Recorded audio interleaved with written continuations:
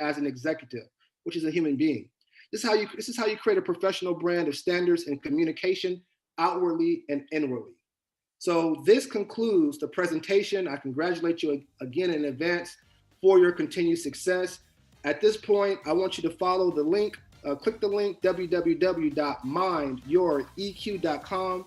Take advantage of the free ebooks, take advantage of the written articles, the short videos, all dealing with emotional intelligence. And there's a link in there as well for you to become a friend of Express, because I want to make sure that you're connected to my network to grow your business and to grow your brand. Again, this is Donovan Hilton. My apologies, Lord Donovan Hilton. And I'm here with Lady Malika. She's not here, but Malika Hilton, she's not here, but I could not have done this without her. We are Hilton Elite Marketing Agency. Thanking you for your time. We will see you at the top. And remember, we're more than just marketing. Grace.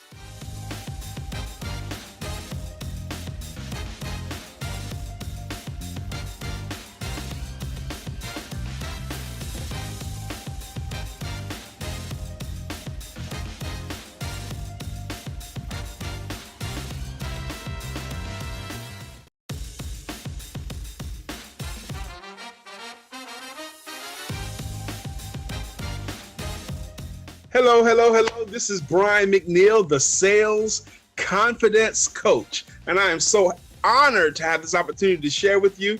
And I'm going to get right into it, because not only am I the Sales Confidence Coach, I am a sales coach, sales trainer, sales author. And I really believe that there are so many amazing entrepreneurs out here that would earn so much more money if they understood how to sell themselves and their services the way that people buy today, not the way they bought yesterday or the way they bought 10 years ago. There's some of them are still trying to use antiquated selling methodologies. Now I'm here to help them to sell more and earn more money than ever before. Now I just started my clock, so I'm going to honor the time. Now, there's two skills that I believe that have more to do with your happiness or sadness, more to do with your prosperity or poverty, more to do with your success or failure than any other skills. And those skills are the ability to communicate and the ability to sell. The ability to clearly articulate your thoughts and get other people to understand what it is that you wanted them to understand, the ability to communicate in all the different facets of your communication, and the ability to sell. Now, when I say the ability to sell, I'm looking at the word sell the way it was originated. That's two originations. One is Greek and one is Old English. The Greek origination comes from two words, sell and ye, which literally mean to help. And the Old English origination of the word salon means willing to give up. So the way I look at sell is your willingness to give up, your willingness to help people to get the goods and services that they're wanting or needing. And that's what we're going to do. We're going to learn how to sell our services. I'm going to say up front, if you offer a service that genuinely does help people, then you owe it to them, OWE, to them, to sell it to them. As a believer, I have read in Proverbs 11:26 that the people will curse the ones that would hoard the grain. They wish blessings upon the ones that will sell it. Your grain is your intellectual property. Your grain is the solution to the problems that you resolve. Your grain is the way that you help the world. And if you have a way to help the world, then you owe it to them to sell it to them. Now, the pitching and tell your story. There might be one or two of you didn't hear me. Let me say it again. Stop pitching and tell your story.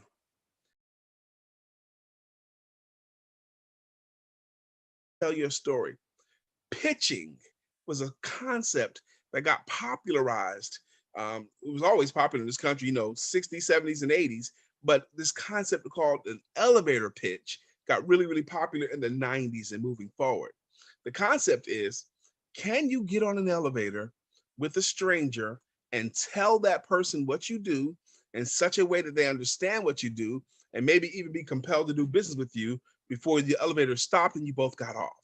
Learning how to do your pitch in that short time slot, 30 seconds to a minute, that pitch. I want you to stop pitching. I'm gonna tell you why. If I were in front of you and I pitch, what do you do with that pitch? You're either gonna swing at the ball, or you're gonna catch the ball, or you're gonna dodge the ball, right? Now, do you want your potential clients to swing at your offer or swing at your story, or do you want them to dodge you, or what do you want them to do, or do you want them to catch something? None of those things to me seem like positive connotations. Also, enough people still today have a negative concept of the word selling and salespeople, that by keep going this whole concept of pitching and deals and pitching this and that kind of stuff, it doesn't feel good to a lot of people. Would you rather go and pitch? Would you rather hear a pitch, or would you rather hear a story? Now, we know that there are two types of people that love stories. Two types of people that love stories. One of them is children. Children love stories. And the other one is adults. And we know that to be true because we watch movies and television shows and we get engrossed in the story. Just yesterday, I watched. Now, I know this came out many years ago, but I hadn't seen it yet. So I kind of binged watched it. And once I got into the show, I watched all 10 episodes. I watched one after another. And it was such a beautiful illustration of the power of stories. Those of you may remember Marcia Clark and her team, they had mountain of evidence against Mr. Simpson. Johnny Cochran and Bob Shapiro and F. Lee Bailey, they had stories. And they knew up front it was going to be the side that told their story the best. The side that told their story. Any kind of industry, whether you're in insurance or coaching or whatever, real estate, a lot of times people think that they're competing with someone else or competing with someone else's office. I'm here to tell you, you're not competing with anyone else or anyone else's office or anyone else's company. You are competing with how well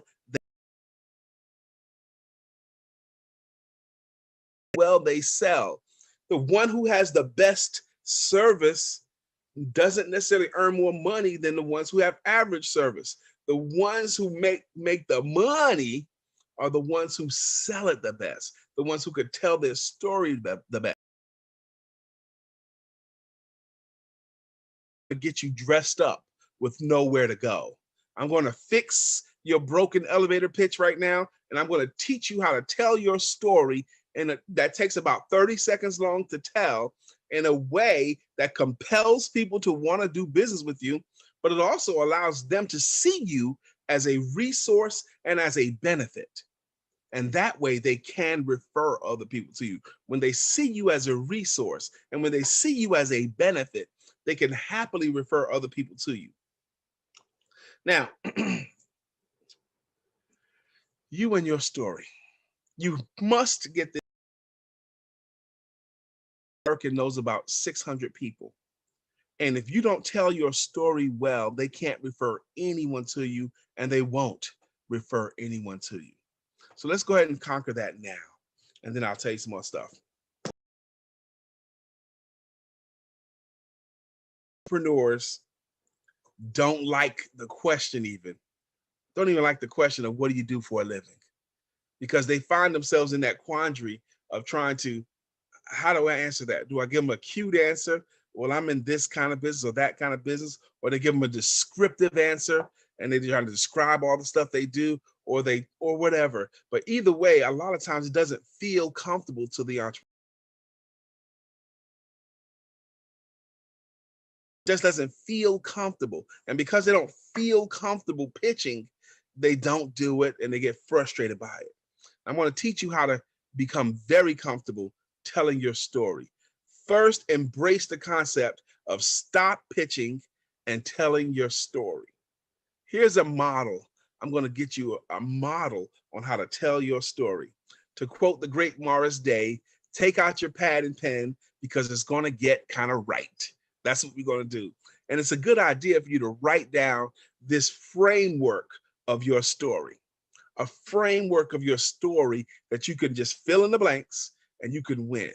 Now, as a professional speaker and as a professional workshop facilitator, very often when I'm in front of a group, I'll ask for audience participation. I'll ask volunteers and I'll ask one person, what do you do for a living? And I'll listen to whatever they say. And then I'll ask that person, who do you believe would pay for your services? And then they'll tell me that answer too. And then I ask, call the people that decide to hire you. And then I get that answer.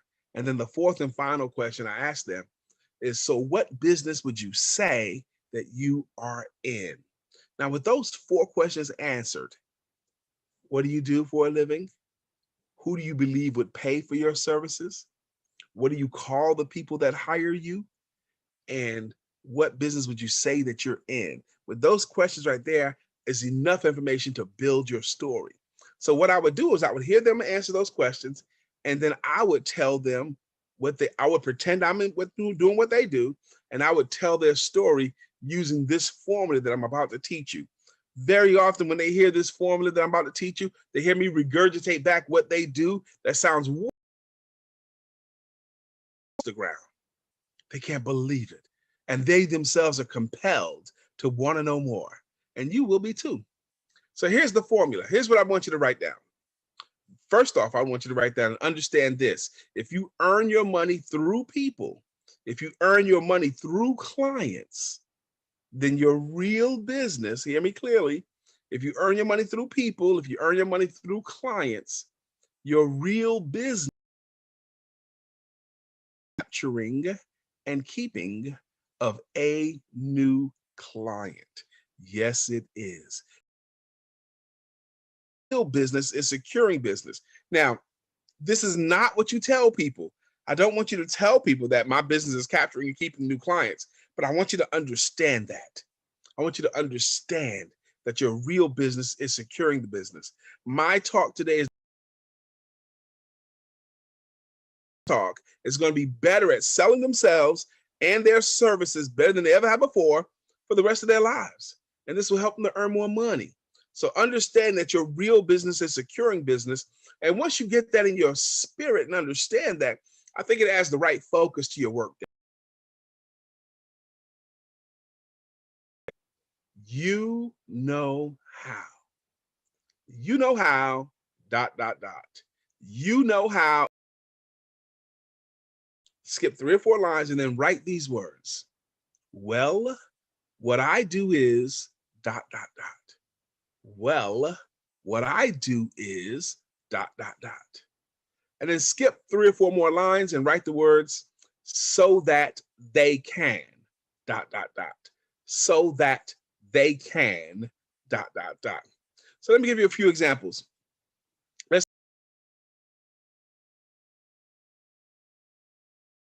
Okay, and you have insurance as well. That's what you do. Now, the first part of this story, the you know how, when someone asks you what do you do for a living, I want you to say the words you know how, and then what I want you to do is to introduce into the conversation a problem that your service solves first, and then get them to agree that it's a problem. So if you're a wealth coach or a financial coach, I would say something like, you know how there are so many people that are completely confused about how to grow their money or how to protect their money or how to make sure that they leave money for other people. And that whole thought process just kind of frustrates them. You know what I mean? See, I introduced an easy to understand problem and I said, does that make any sense? You know what I mean? And I got them to agree it's a problem. Now, if you're in front of them, they might any kind of agreement is enough. So you introduce, they said, what do you do for a living? I want you to agree upon problem that's solved by your services and get them to agree. Because the moment they agree on the problem that you solve, that is a magical moment. That's the moment where they have metaphorically taken you by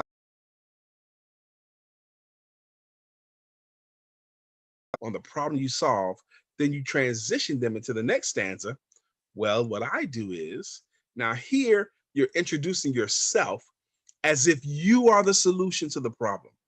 You're the solution to the problem. You're the aspirin to the headache, and you are the answer to that question. You're the solution to the problem. You're the answer to that question, and you're the aspirin to their headache. Well, what I do is you're conveying that you solve that problem through your services. But what I do is I actually help these folks to be much smarter with their money, and I do it through my services as a wealth coach. And then you transition them at the end. Note in that second part, you're not telling them how you're doing it. You just tell them that you do it. That's it. And then the last part, that so that they can, that is the most important part. The reason why you do all that you do. You do all that cool stuff so that they can what? So that they can be much more confident about their financial futures, so that they can grow their money, so that they can leave a legacy, so that they can pay for college or pay for the home or buy this or buy that, so that they can something. You must say a benefit to what you're doing, because if you don't say a benefit, it's even worse. If you don't say a benefit, it's as if you didn't have a benefit, which is even worse. That whole story should take about 30 to 35 seconds. Now, if this is your first time being introduced how to tell your story formally, here's what you need to know.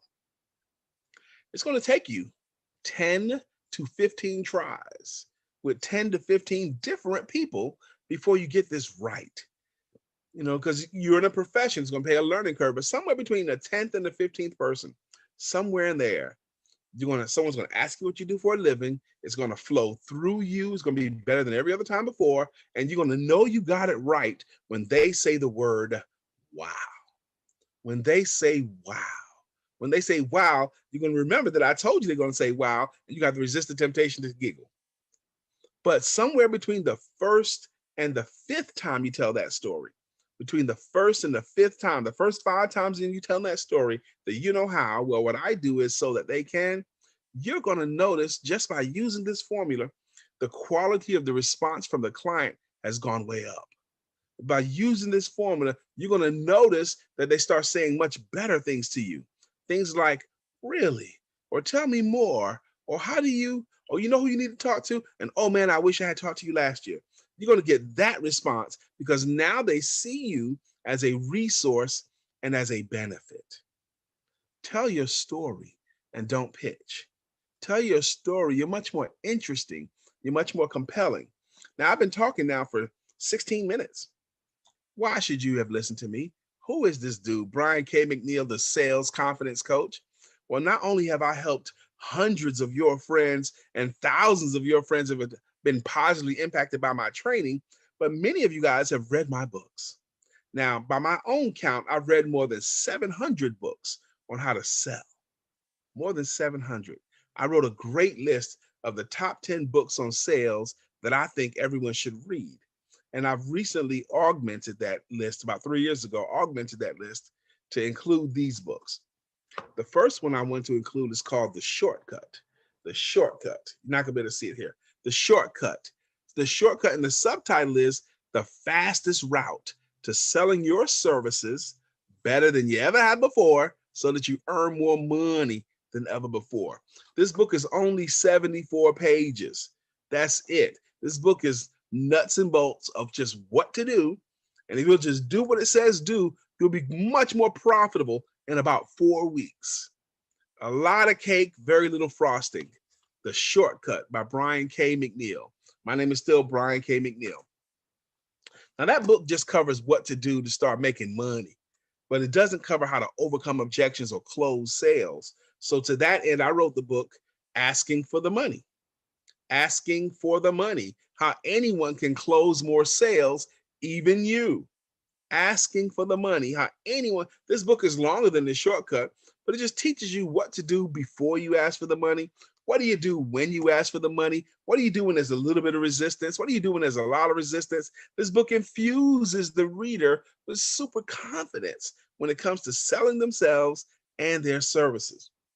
And I'm also very proud to be the author of Why Rhinos Make Great Salespeople, featuring Mr. Randall the Rhino. This book is a not just for children's book, comparing qualities of a rhinoceros and the qualities of an entrepreneur. And it's just a really, really great story, great bedtime story. So today I came because I wanted you to start considering, stop pitching and tell your story, because you'll be much more interesting to your clients, much more interesting to your potential clients, and stories will stick. When he said to the men, come with me and I will make you fishers of men, they understood that. The parables, by parables shall ye teach. The last thing I want to say is this concept called the sin of the desert. Now, the sin of the desert is when you know where the water is, but you won't tell anyone else. You know where the solution is, but you're keeping it to yourself. If you offer something that really does help people, then you owe it to them to motivate them to take advantage of what you offer. If you don't do what you must to motivate them to take an action, then you're committing the sin of the desert. And the sin of the desert is the height of selfishness. Learn how to sell your good water. Learn how to sell it. My name is Brian K. Mcneil. I am the sales confidence coach, and I know that someone today got an answer to a question. God bless you.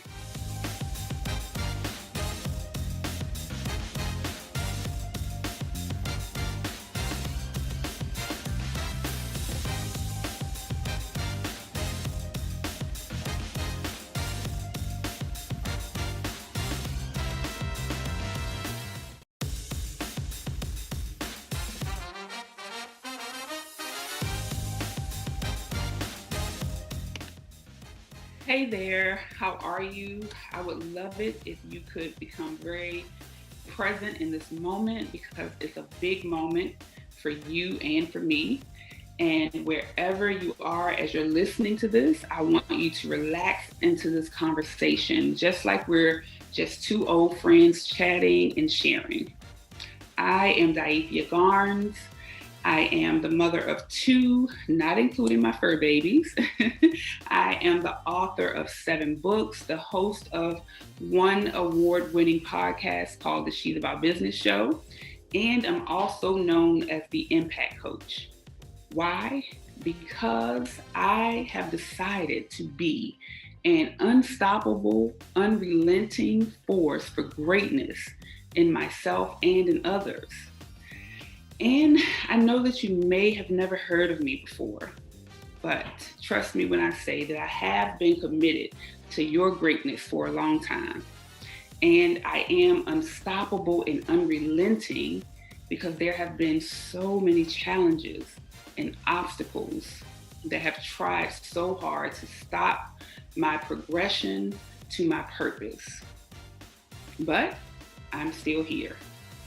And during this roller coaster of successes and failures, I found that if I could overcome most of the challenges and the opposition in 3 areas of my life, it would lead me to joy, peace, and purpose. And so, She's About Business was created as a lifestyle, as a formula, and as a way of life to help women create joy, peace, and purpose in 3 key areas of their lives.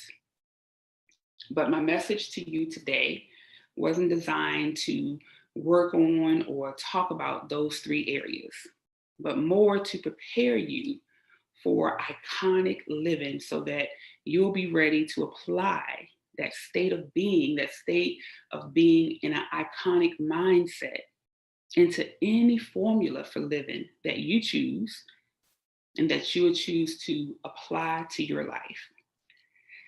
So if you are listening to this message today, one thing that I'm almost sure of is that all of your life, you've been different. You've been the one who stood out, the one who tried to break the status quo of your family, your friend circles, your community. And let's be honest, that does not always work out so well for us, because I'm the same way.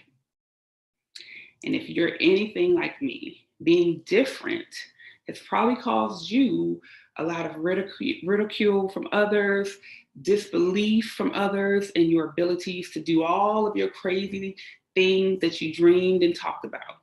And all of this may have also caused you a whole lot of self-doubt. But during my moments of self-doubt, I really had to, and I still do, get clear on why I couldn't give up, on why I had to accept being different. And for me, it all started with a simple decision one day when I was 7 years old. Now, of course, as a child, I had no idea how difficult it would be to honor and live out this decision that I was making for the rest of my life. But with the wisdom that can only be manifested from the innocence that a child has, I still made that decision. On that day, I was just your average African-American country girl. I was definitely not living a fairy tale by any means. I was living with family while my young mother had gone off to pursue what I assumed at the time were her own dreams. And to my 7-year-old mind, I envisioned that she was living an amazing adventure for herself. And I could fully understand why I didn't fit into that at the time, although I really, really wanted to be with her, So she was an amazing provider. She provided very well for me financially. I always had the best of things. And she was present in my life via phone calls and visits. And she promised that one day she'd come back for me, which she did years later. But in that moment, I really wanted to be with her. And in this particular moment at 7, sitting on the front porch of the home that I shared with my caregivers and many, many cousins, I felt very, very alone. And this moment, it always reminds me that I have to keep pushing. So I always go back there.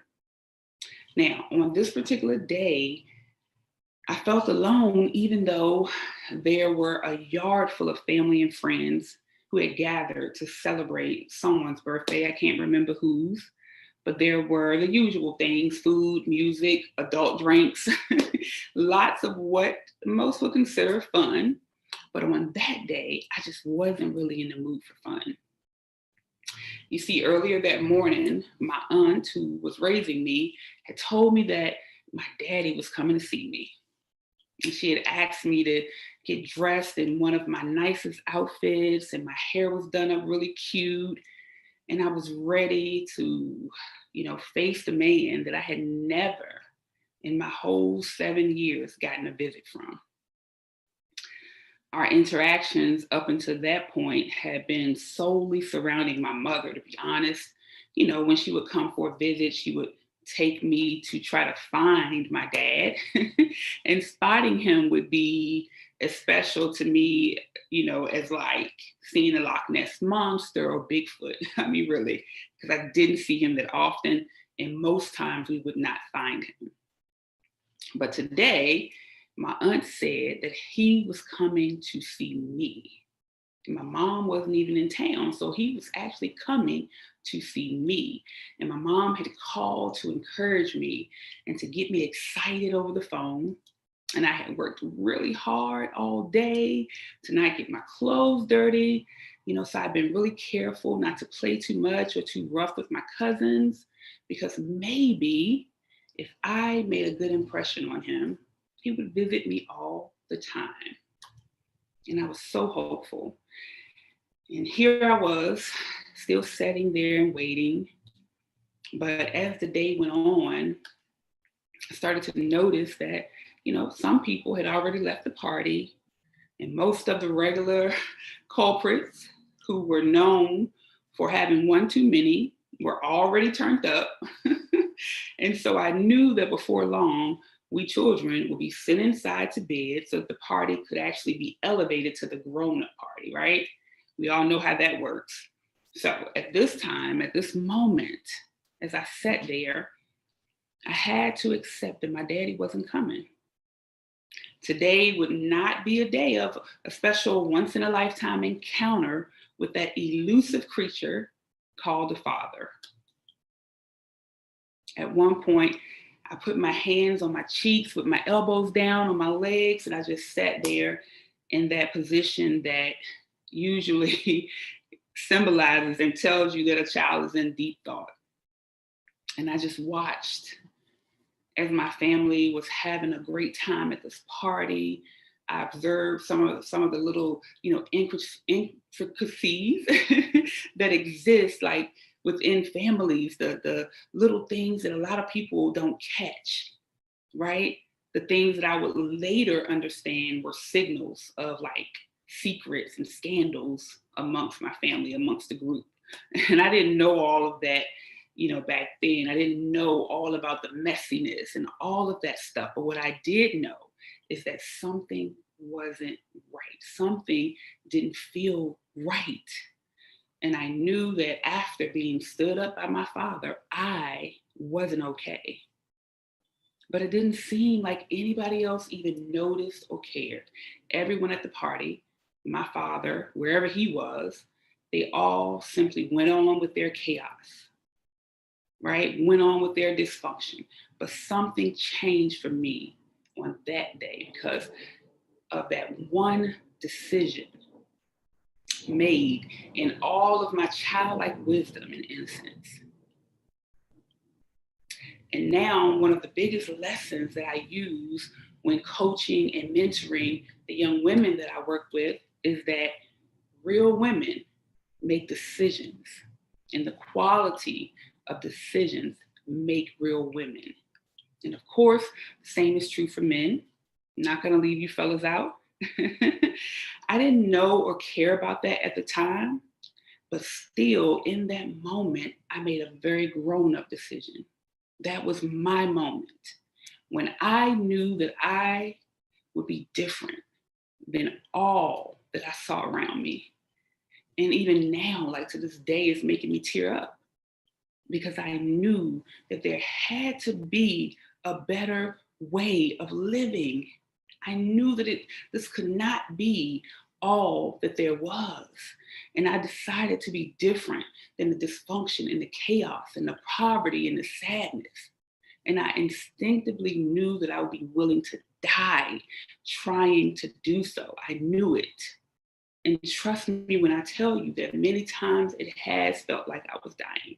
All the times that I felt misunderstood, all the times that I was rejected, abandoned, disliked, judged, all for being different than the drama, dysfunction, and chaos around me.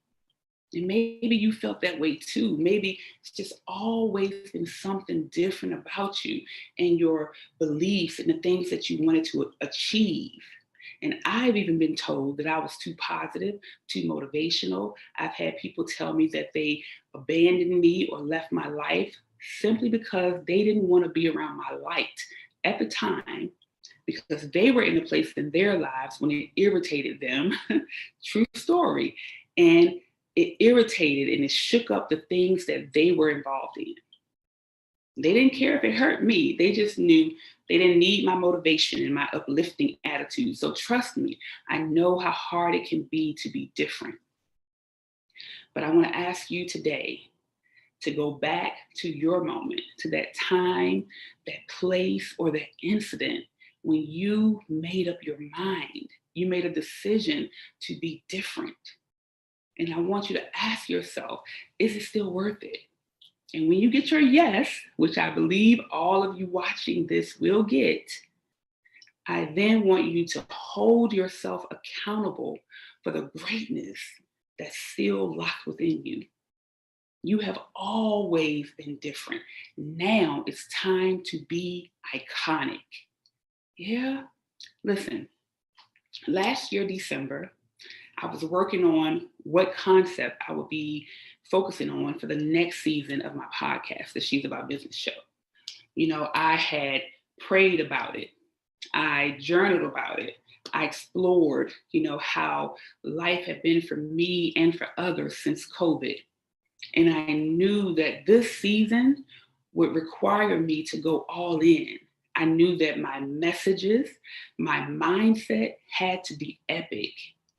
I decided that they had to be iconic. So I decided that season 4 of the She's About Business show would be called Living Iconically and with Purpose. And I scheduled what I called my most iconic photo shoot. I purchased my iconic outfit that I would wear for my shoot. And I went on to have an amazing iconic shoot on December 28th. I had never heard of BlackCEO's Black and Iconic Conference. Didn't know anything about it until one day I was online, just studying being iconic in the word and trying to come up with topics for my season. That was on December 31st, and I found this conference, and here I am. Talk about the power of decisions. A good decision can align you with purpose. Remember, real men and women make decisions, and the quality of those decisions make real men and women.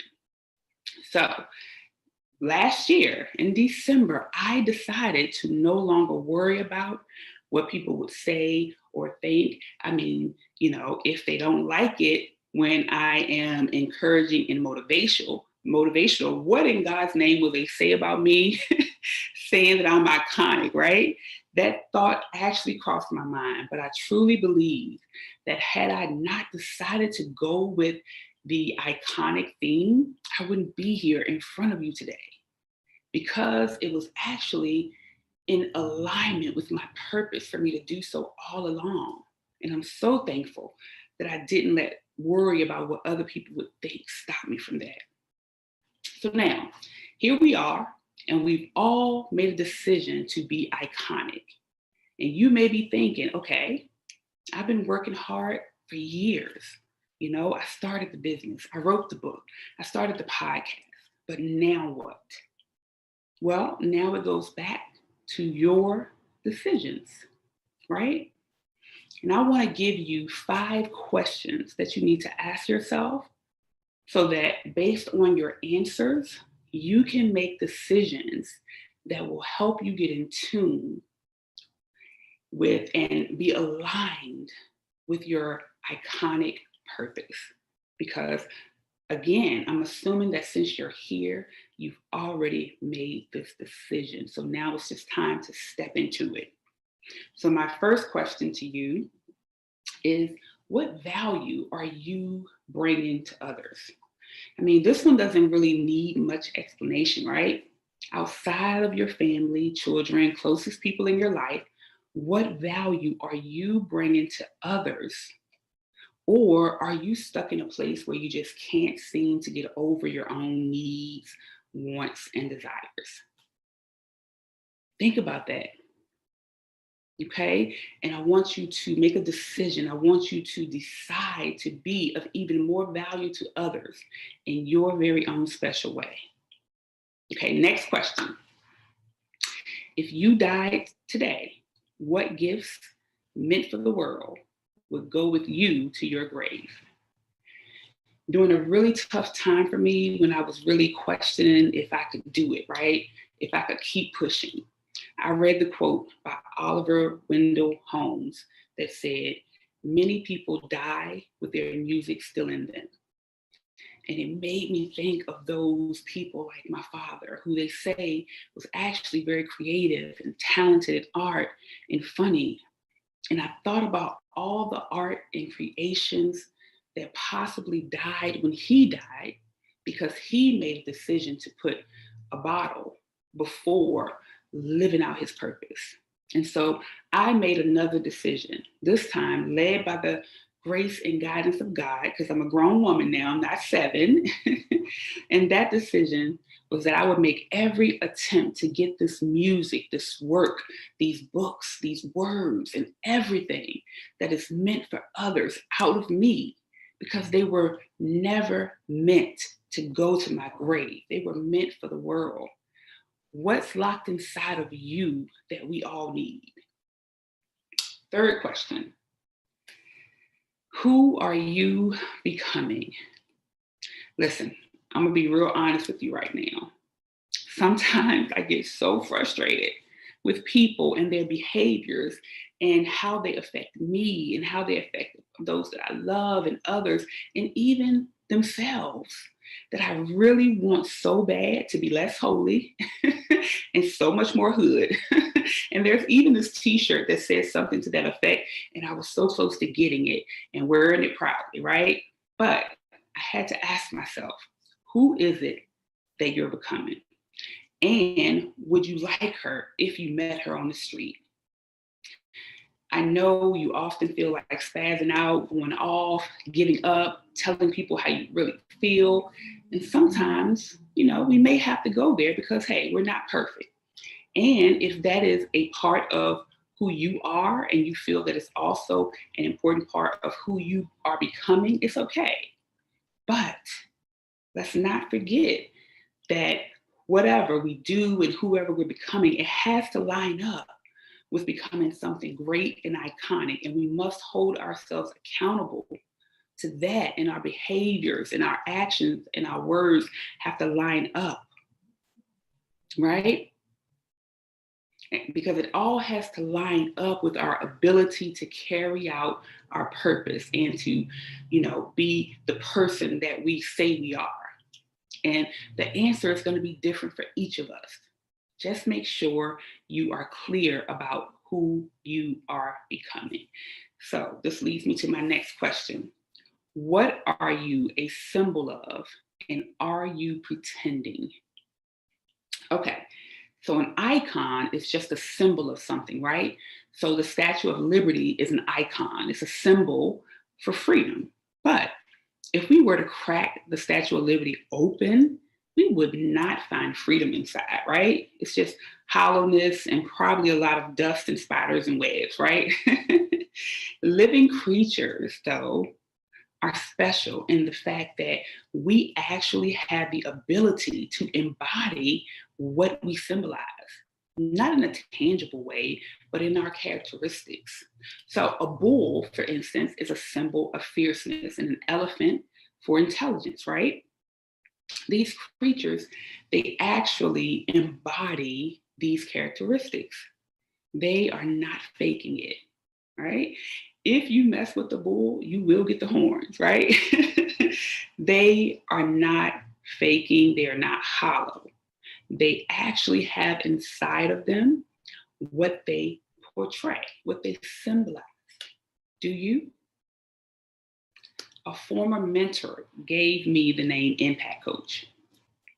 I didn't want to use it. At the time, I was like, I just didn't see, even though I was coaching people around the world and I was really committed to the people I was working with, I just didn't see how truly committed that I had been and I was to helping others be great. But she saw it because I was actually doing things that were impactful. So she said, this is who you are, right? So whatever you say that you stand for, whatever you want to be iconic at, make sure you make it a way of life so that other people can see it, and you will be a true symbol and beacon to them in that area. Don't be hollow, right? All right, my last question 5 is, what environments are you forcing yourself to be a part of? Listen, let me tell you a secret, okay? You are just not going to be it for everyone or every place. Stop trying to force it. Man, listen, if I would have actually listened to my inner voice, which I accept as God's spirit, if I would have listened every time it said to me, daughter, Daivia, it's time to leave this job. It's time to leave this relationship, for God's sake. It's time to leave this inner circle, this position within your family, whatever. I would have saved myself a lifetime of hurts, tears, setbacks, and devastating heartbreaks. Sometimes we try to force ourselves on people and situations because we are seeking validation, acceptance, right? Especially someone coming from the background that I had, right? Where I didn't get that from my father. Or, we tell ourselves it's the right thing to do. Even though if we look to the big book of how to make decisions, which is how I see the Bible, we are actually under no scriptural obligation to stay in relationships that break us and destroy us, or situations. Why do we force it? And regardless of what your spiritual beliefs or background is, you have to know that making covenants with the wrong folks, aligning yourself with the wrong fight, or placing yourself in the wrong environment will not work out well for you. So I end with saying, you have always been different.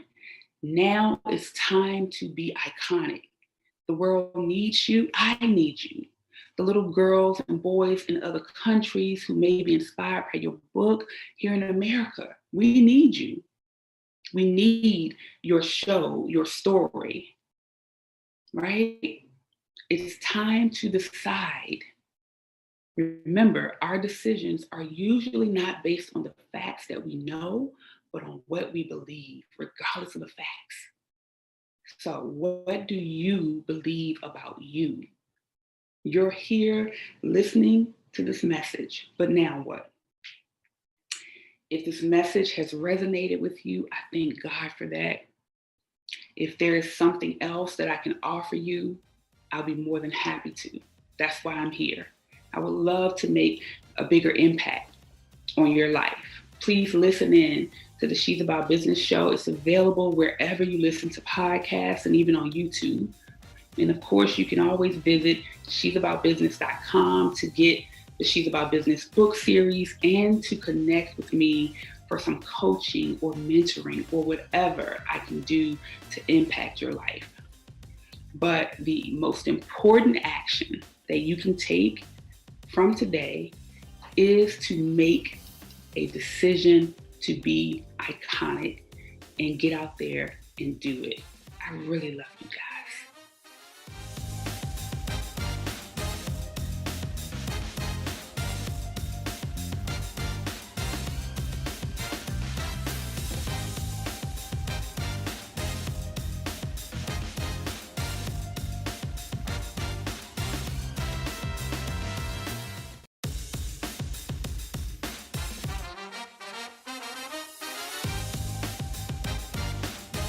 Hi, everybody. My name is Joanna, and I'm with Internet Radio Organization. I am the owner and founder of IRO, and we work with businesses to help them create podcasts. Today, I'm here to tell you guys a love story, and not just any typical boring cliche love story, but a real love story. And it doesn't have to do with a girl meeting a boy and getting her heart broken. It has to do with a girl, a car, and a lot of music. So back in 2002, I graduated college, was trying to figure out what I was doing with my life. But every Friday, I'd get in my car and just drive around listening to music that I had found from bands in the local area. And the best part about growing up in LA is I can have friends who love music as much as I did, and they had bands and I had bands, and none of those bands intersected. So I had a wealth of information at my fingertips and a ton of music. But the thing I couldn't understand was, here were all these great bands, but nobody was playing them on the radio. You'd get the locals only show on Sunday, but the rest of the week you weren't hearing these bands, and they were really good. So I decided that that wasn't really fair, and I was gonna do something about it. So I created a podcast called Screw Pop Culture. And Screw Pop Culture was a music podcast that was supposed to highlight LA music bands. And it was going to be amazing in my head. So what I did was what anybody would do. I emailed a bunch of bands. And this is when MySpace was a thing. So I was sending them messages and I was honest with them and said, hey, I don't know what I'm doing, but I'm going to start this podcast and I'm going to play bands. And I'd like to play your music. And the bands obliged and sent me a ton of music. Now, I'd love to tell you that that first episode was amazing and I knocked it out the park. But in all honesty, it took me 2 hours to record a 30-minute podcast that had 6 songs in it. And it was terrible. But it started something. It started a chain reaction. And a year later, we went from having a 30-minute show to a full 24/7 streaming online radio station, Radio KSCR, to putting on music video festivals where we were renting out movie theaters to show music videos from bands and award shows and music video scavenger hunts and anything that I could come up with. But the start was setting up that podcast because I loved music. And I'm here to tell you that if you've got something that you're excited about, that you want to do, now's the time to do it. There is nothing stopping you. And I'm going to talk about 5 tips to help get you started. So I'm not going to just push you out there and say, you can do it. Good luck. No, we're going to go and walk through some of the steps that I took, how I made adjustments, and where we're at today. So step 1, we're going to talk about reverse engineering your project. For me, when I did the podcast, I knew I wanted to do a podcast. I didn't know anything about podcasting. And at that time, no one had podcasts. So I really couldn't figure out how to do a podcast. But Apple Podcast was incredibly helpful. And there were a few people out there doing podcasts that you could find information. So you just information dug. When I did the music video festival, I knew I wanted to watch a music video in the movie theater, but I didn't know how to do it. So I started with the end product. I wanted an award show. I wanted to watch music videos in a theater, and I worked my way backwards. When I did my award show, I knew that I wanted to walk on a stage, hand out trophies to an artist for something. So I started with the stage and said, okay, I need to find a venue. So I found the venue. And then I said, okay, I need to get trophies. Then I need to find an artist to give an award to for something. So once I started at the end and worked it backwards, it wasn't as daunting as starting with something as big as I want to have an award show. Telling yourself that you want to do something sometimes is so overwhelming that it is incredibly hard to get started.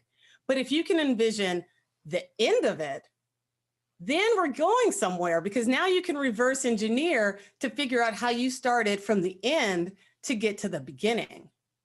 So I want to just take 1 second for you guys to all take a moment and think about where you want to be. Think about that book that you want to write. Think about that business that you want to start. Think about that project that you've always thought of doing and never got done. I want you to close your eyes and reverse engineer it. Think about the end product and figure out how you're going to get there in baby steps. Don't think about writing the full book. Think about the last page. Think about the cover and go that route. So I just want you to take like 20 seconds to do that, okay? Take a moment, think about the end, and start reverse engineering.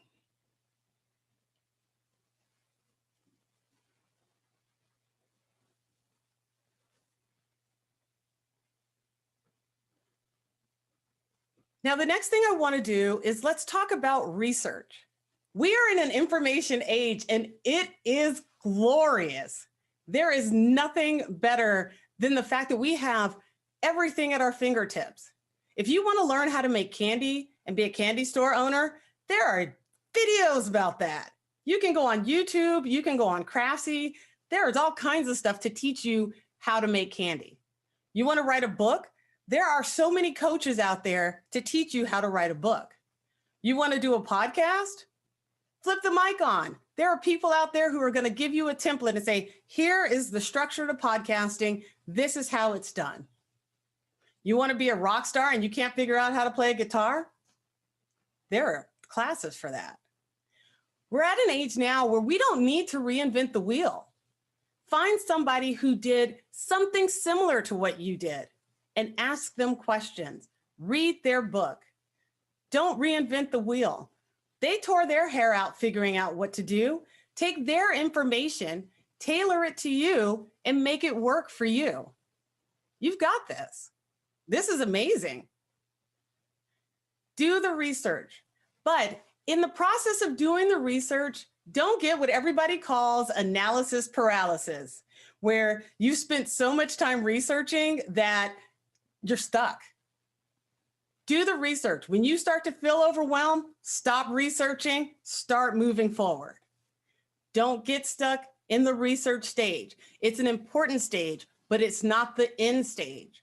So make it happen. You've got that.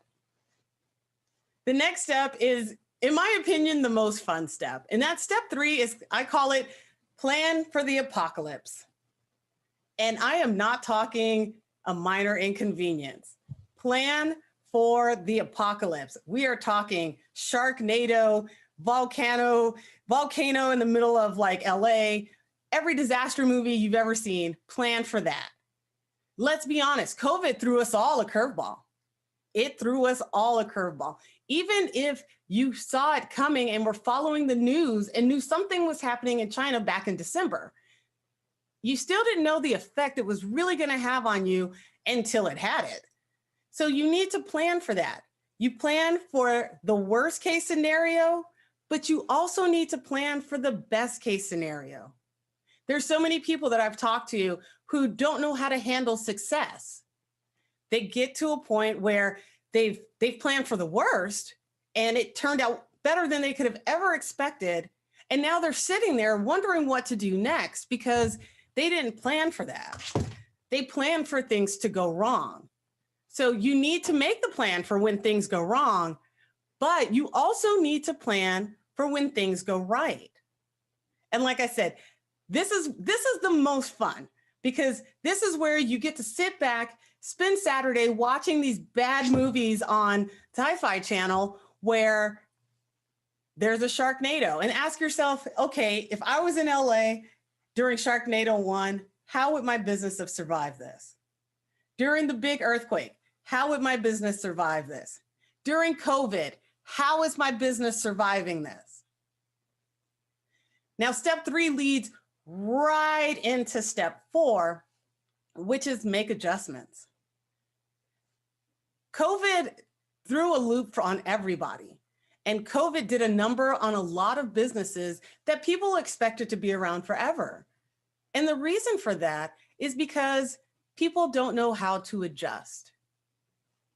And then as an entrepreneur, as a life coach, as an author, as anything, you are in a unique position to be able to take a step back and look around and make adjustments.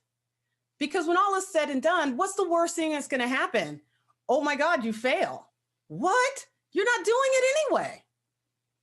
So even if you do it and you fail, you just get to start back at square one. But you're not starting at square one where you don't know what you're doing. You're starting at square one where now you've got 6 months of information about what did not go your way.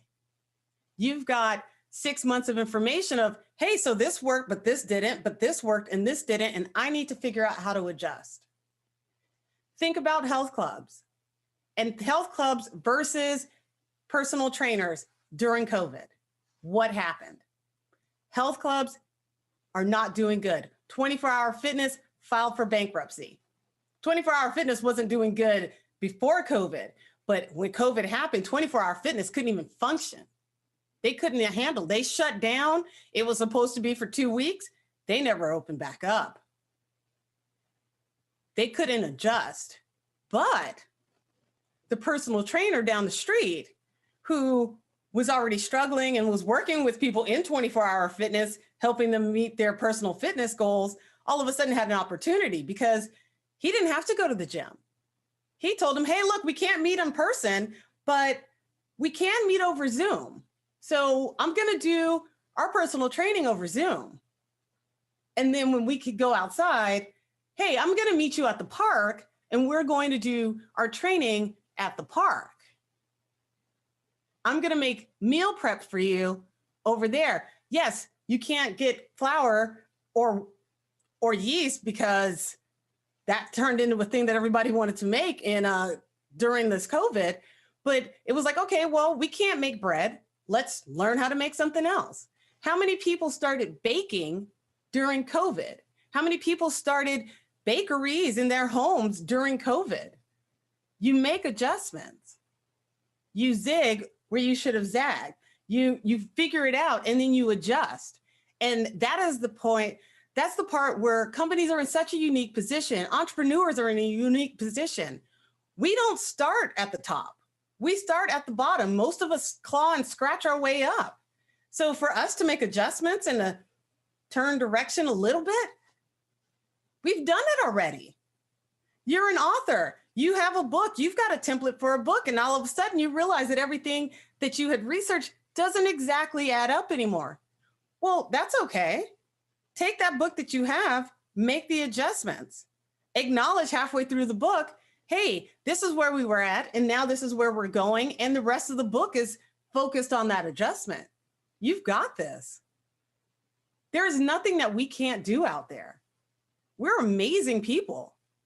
We're amazing people, and we prove it every day. How many kids are paying for their parents' mortgages by opening up boxes of toys and playing with them? Who would have ever thought that that would have been a business? Who would have ever thought that would have been a business that an 8-year-old had mastered? That's almost heartbreaking, isn't it? When you think about it, there's an 8-year-old making millions of dollars doing nothing but being an 8-year-old, playing with toys on YouTube. And he gets toys and money?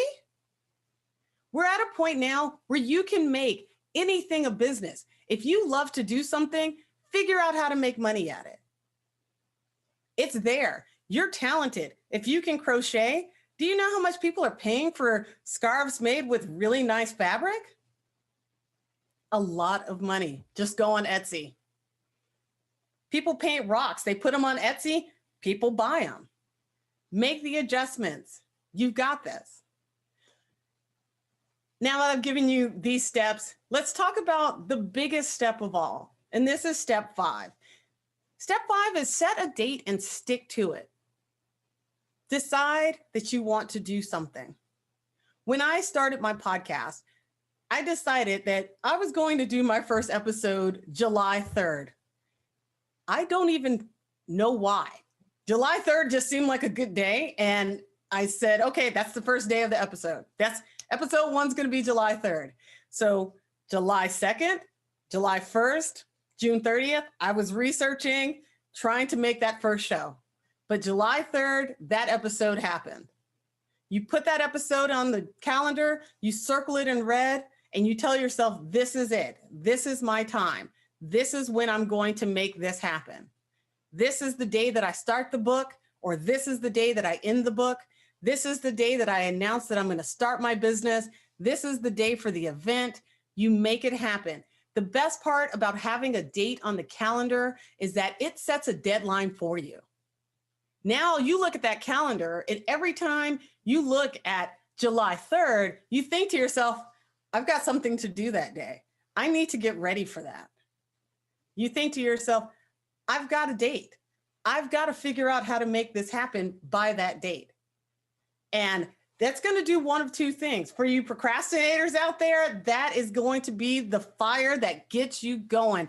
The closer that day comes, you are going to have a sense of dread, or your heart is going to race every time you see that date pop up. And that is going to be exciting. And you are eventually going to get moving on it, because that date will come and go. And you are going to look at yourself and feel some kind of way if you put that date on the calendar and you haven't done anything.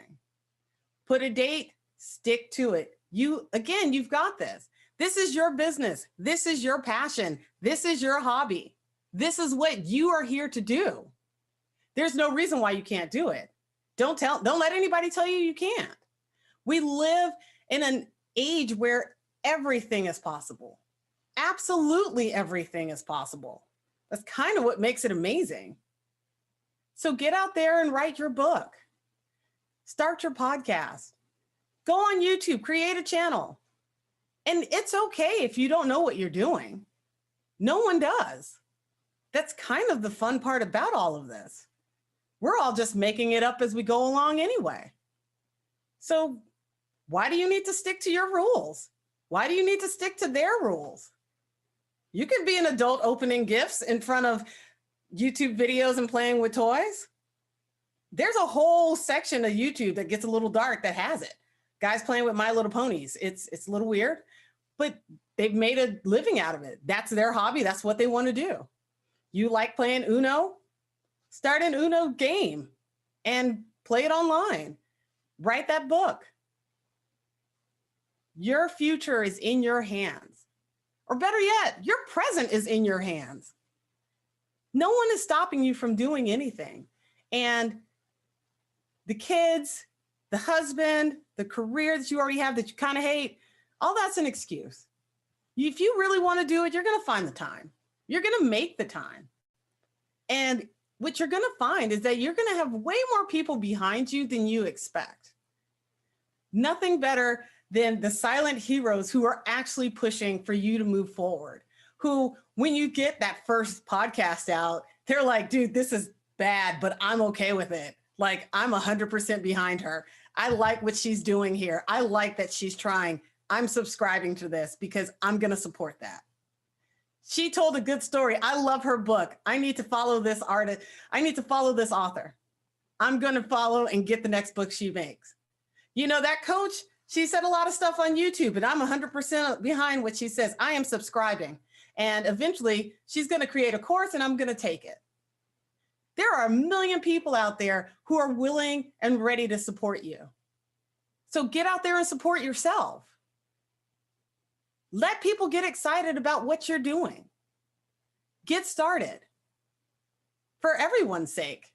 Because let's be honest, I want to hear your podcast. I want to read your book. I want to get excited when you get on YouTube and talk about how you've lost weight or how you had an eating disorder and gained weight.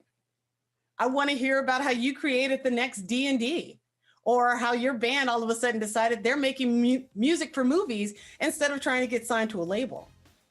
Let us get excited for you and figure out a way for you to get excited for yourself. Put that date in the calendar. Stick to it. Let's make it happen, guys. Thank you so much for listening to my speech. I hope you guys are pumped. I hope you guys are ready to go. My name's Joanna.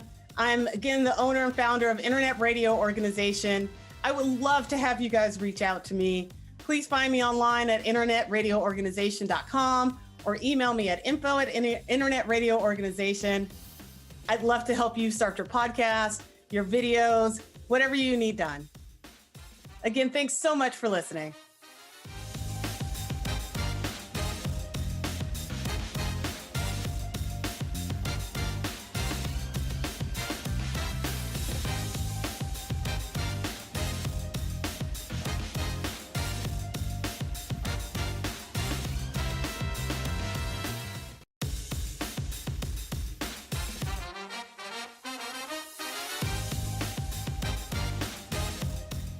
We are back on the scene, crispy and clean. Rob on the job with the CEO team.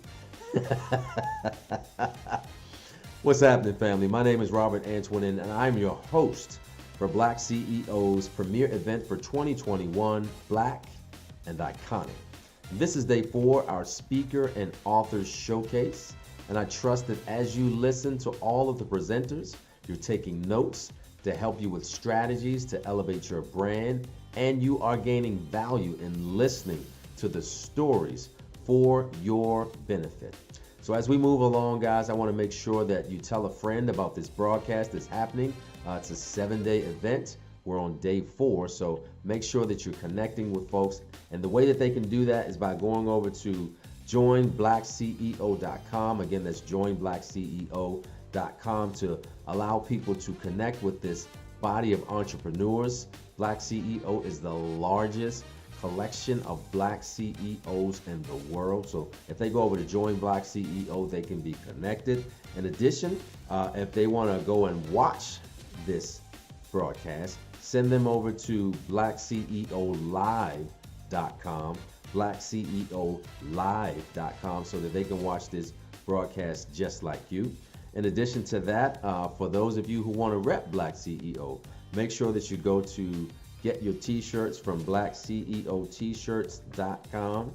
And then lastly, for the speakers that you are listening to, if they're saying something that resonates with you, your business, and your brand, go to bizfreegifts.com so that you can continue to connect with them and get a free gift as a benefit for going over to bizfreegifts.com. And then the last thing, I know I said the last thing the last time, but make sure that you are signed up. Get your virtual seat for the masterclass that's happening this weekend.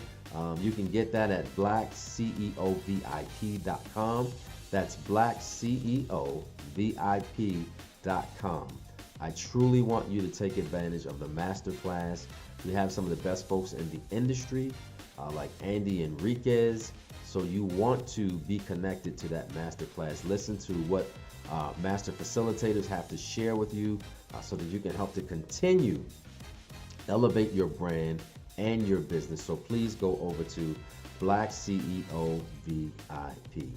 The last time we talked, family, I had a word and a message for speakers, and I'd just like to share something for the authors now. I talked to my super friend Sheree Robbins, who is a Schuster's best-selling author. In fact, she helps entrepreneurs to get the words in their head to be on a page and then later into a book that the world can consume and read. She told me that, I know you want to write your book, but you have to understand that the book is not about you. The reader of your book has to be the hero in the story. And I didn't understand that when she first said that, but she said that you have to provide a transformation for the reader. In other words, it's not enough just to talk about your pain point. For the benefit of your reader, you need to talk about the transformation that happened as a result of your pain point. How you got over, how you elevated and you arrived on the other side. So make sure that you understand, as the author, your reader has to be the hero in your story. And it's not enough just to talk about your pain point. Again, you have to be very, very clear about the transformation that happened as a result of your pain point. And when you do that, you are well on your way to having your best-selling book published and consumed by the whole wide world. My name is Robert Antoinin, and I approve this message. Peace.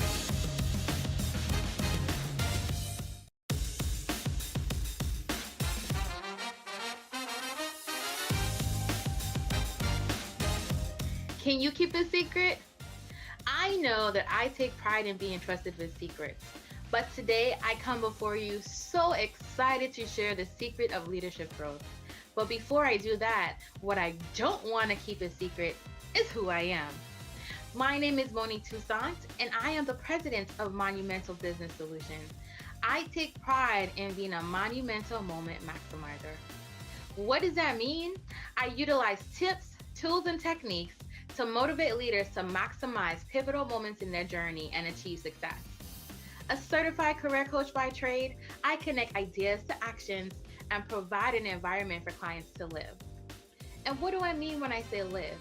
I want them to leverage their current skills, identify opportunities to grow, create value in their relationships, and evaluate progress to continually evolve as they move through life.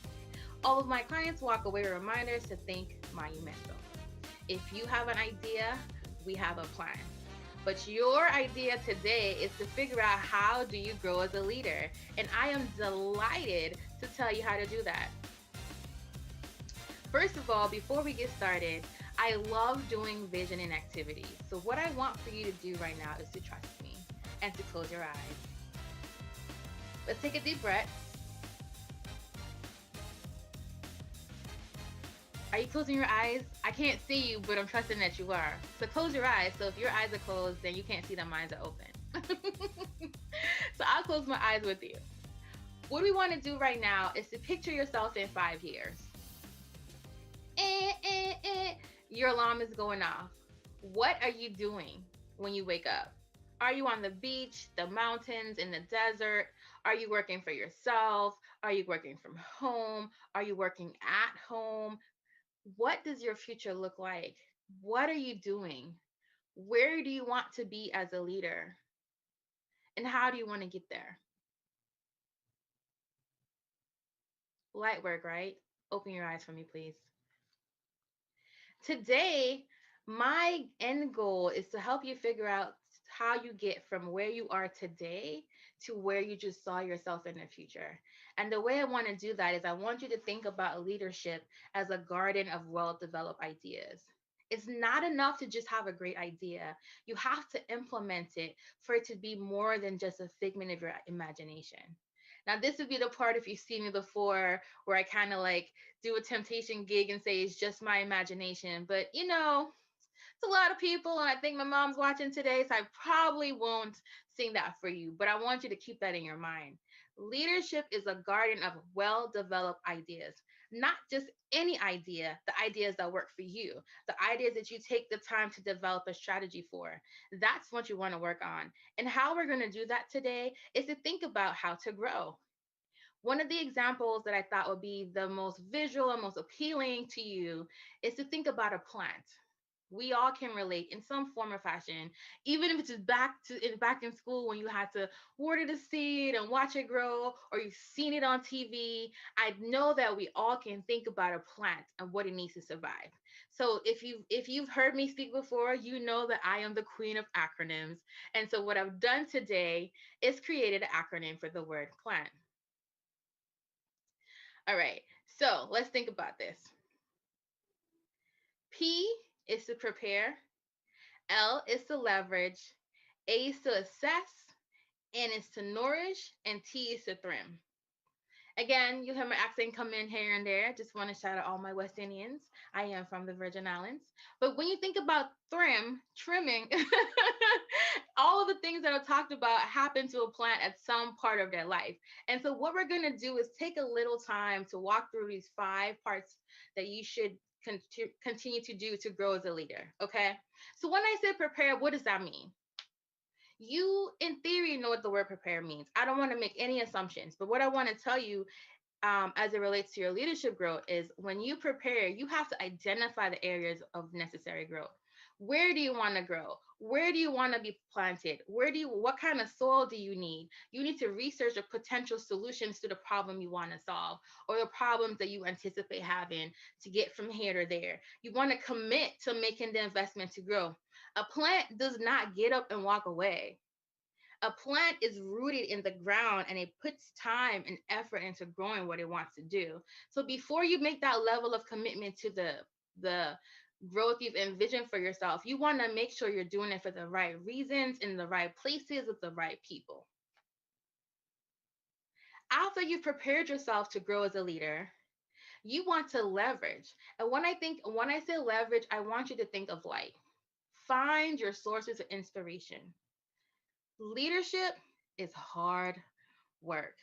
I would be lying if I said to you, this is the easiest thing I've ever done. Becoming a leader, becoming a force to be reckoned with, and working my way to billionaire status, working on it, putting it in the atmosphere, manifesting it, right? By finding your sources of inspiration, finding your why, and remembering why you want to do it. It's not so much you want to do it to be successful. Why do you want to do it? What is going to motivate you in those moments of, I don't want to do this anymore. I'm done. Y'all can have it. Walk away. It's not for me. I am done. If you don't know why you're doing something, it is harder to stay motivated. And then once you found your light, because think about plants. You don't want to plant a cactus in the rainforest. A cactus does not require rain every day to grow. The same way you wouldn't take a lily and plant it in the desert, right? So figure out where you can plant yourself, where you have the support to grow. You want to leverage the resources in your circle. You want to leverage the resources in your family. You want to leverage the resources that you have access to. But you have to plant yourself where you have the support to grow. So don't set yourself up. Prepare. Make sure it's what you want to do and you're doing it for the right reasons. When you leverage, find your sources of light, figure out how much light you need, and plant yourself where you have the support to grow. Easy, right? In theory. Everything is easy until you try it. And then once you've put in the work to do that, I always, always, always encourage you to assess where you are. And I say this with all sincerity and from a nice place. You're not always where you need to be in the time you need to be there, in the period you need to be there. And so it's very critical for your leadership journey for you to figure out is where you are working for you. When you close your eyes at the beginning of this session, you saw yourself. Is where you are working right now working for you? Is the ground fertilized? Do you have the right nutrients in the ground that you are working on growing in right now to be where you want to be in 5 years? You have to be honest with yourself. You have to take some time and figure out, you know what? This is not working for me. Or you know what? This is perfect. I can grow where I'm planted. I am receiving the nutrients, the sunlight, the water, all of the things that I need. And once you figure that out, you stay or you go. Leadership requires tough decisions. And sometimes you have to make the best decision for you and what motivates you. Remember your why. If there's something you truly want to do and you think you're great at it, you know you're great at it, you can't sleep at night because you're thinking of ways to do it better, make sure where you are is where you need to be. And then to support that, you want to nourish it. So we said prepare, figure it out, leverage, find your light, find your why, find your people, assess, make sure it's working for you. If it's working, great. If it's not, let's come up with a strategy. And then you want to nourish it. If you've decided that where you are is where you want to be, you are growing where you are, you want to determine how you want to grow, right? Remember, we talked about ideas without implementation equals just your imagination. And I love visioning, but I love implementation better. And so think about popcorn, pop, pop, pop. You want to prioritize, you want to organize, and then you want to plan. So now that I feel like I'm growing where I am, what is the most important thing for me? We can have a bucket list of things to do, but you want to pick maybe your top 2 or 3 to focus on first. Before you do that, you have to organize. Like, I am known for having lots of ideas, and I keep people in my circle that are very much like, okay, big picture girl, come back here. Let's get some details. Let's get this done. And so for you, you want to organize yourself. You want to select the 2 or 3 priorities for the year or the quarter that you want to work on. And then you want to make a plan. Think about where you want to be in 5 years and backtrack it. So if I want to be here in 5 years, what are the things that I need to do?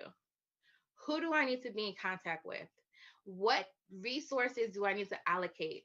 What resources do I already have access to? Part of being a leader is figuring out the how. Your boss, or if you're a boss for yourself and you say, this is what we want to accomplish right now, you tend to look to your leader for the how. Right? Now, your leader might delegate it to you, or as a leader, you might delegate it to the people that can do it best.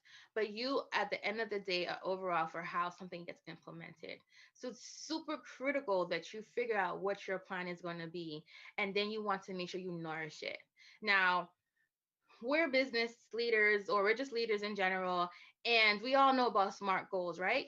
So part of nourishing this dream and vision and growth as a leader is being smart about it.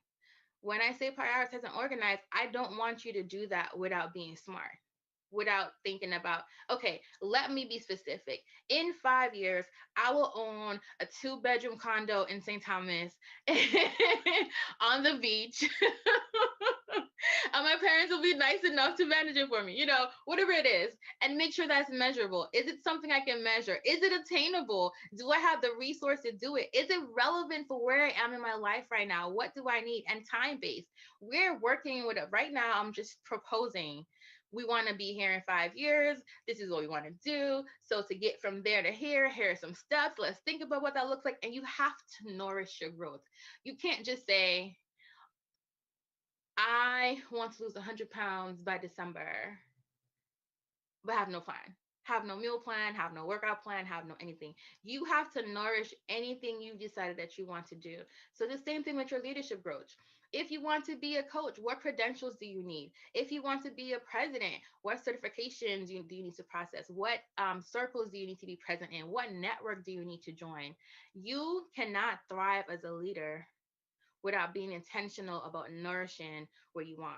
A plant will not grow without light, water, and nutrients. What are the nutrients you need? What do you need? What do you want? Think about what you want and go get it.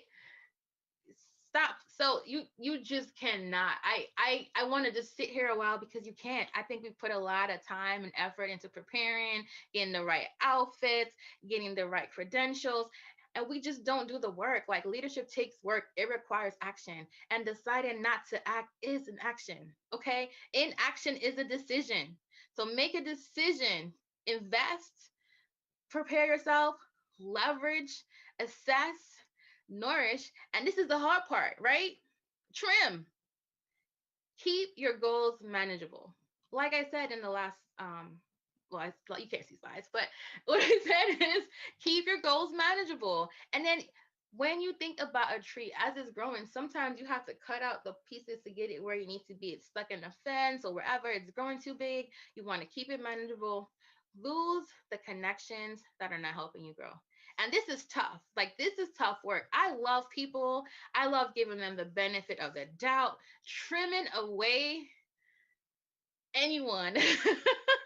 It's so hard for me, but you have to be intentional about the people who have access to you and the people that nourish the ground that you're in, right? So we assessed it. We're like, you know what? This is not it. Or you decrease the level of access you have and then move as you grow. When you think about some plants, they start in a pot.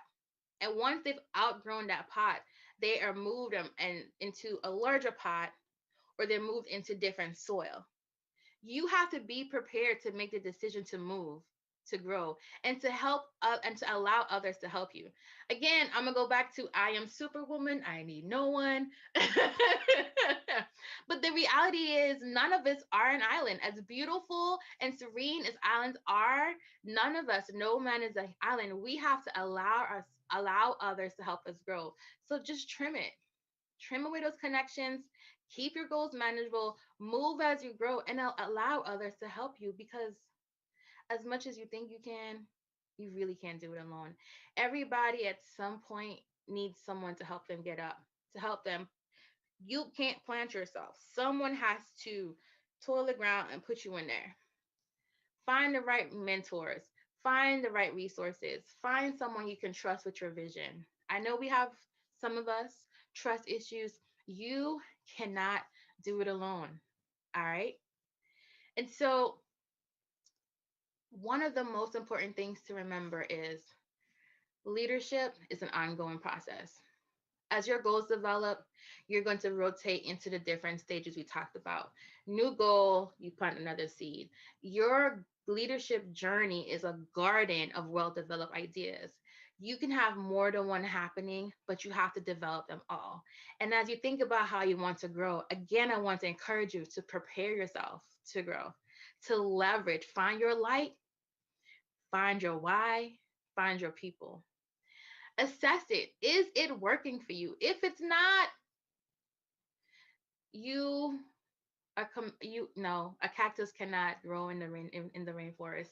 There might be exceptions, but find where you need to be. And if you're a cactus and you're already in the desert and you're a CEO and a leader and it's working for you, that is wonderful. Nourish it. And a huge part of nourishing that is succession planning. A lot of us don't think about that, right? Nourish your goal and your vision. When you get there in 5 years, what do you want to see behind you? So 5 years after that 5 years and 10 years, somebody else can be where you are. Don't forget to nourish. And then don't forget to trim. Trim the fat, trim the people, trim the goals, make it manageable and accomplish it. I'm a firm believer that if you do that, you are, and I don't want to make a guarantee, right?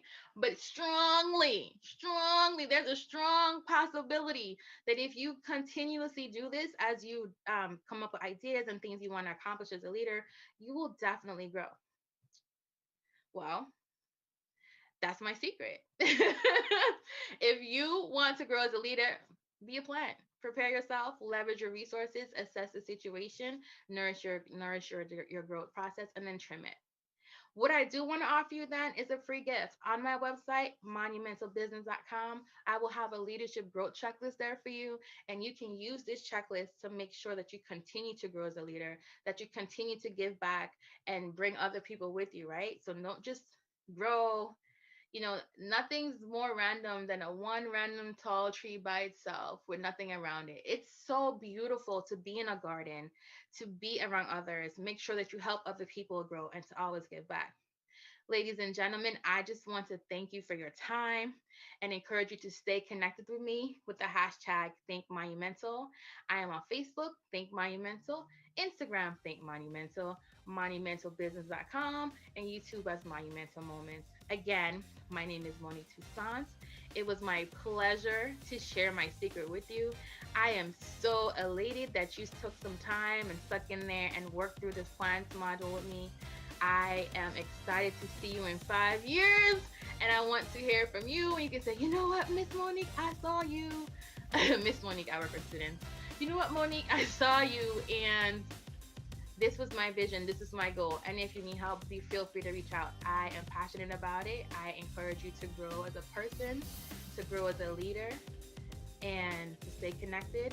And don't forget to think monumental. Thanks, and have a great day.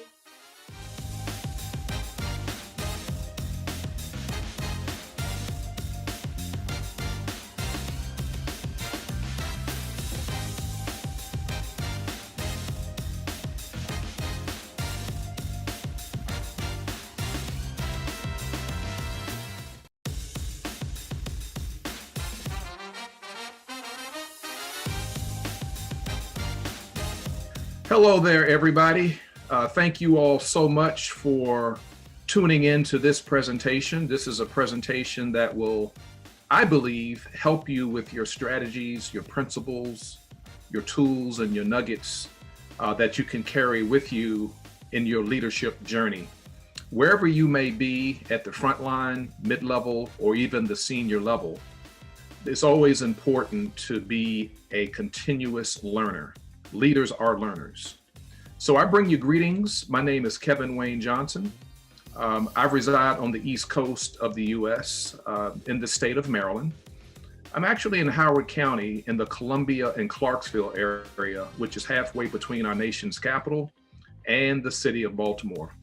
I am the founder and CEO of the Johnson Leadership Group.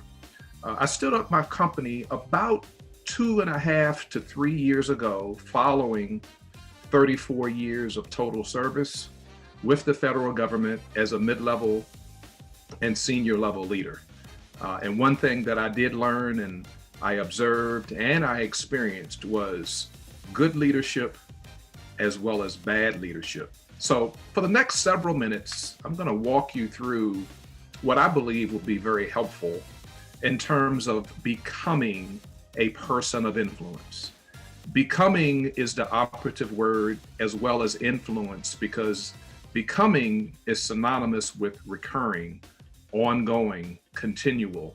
Our learning should never stop.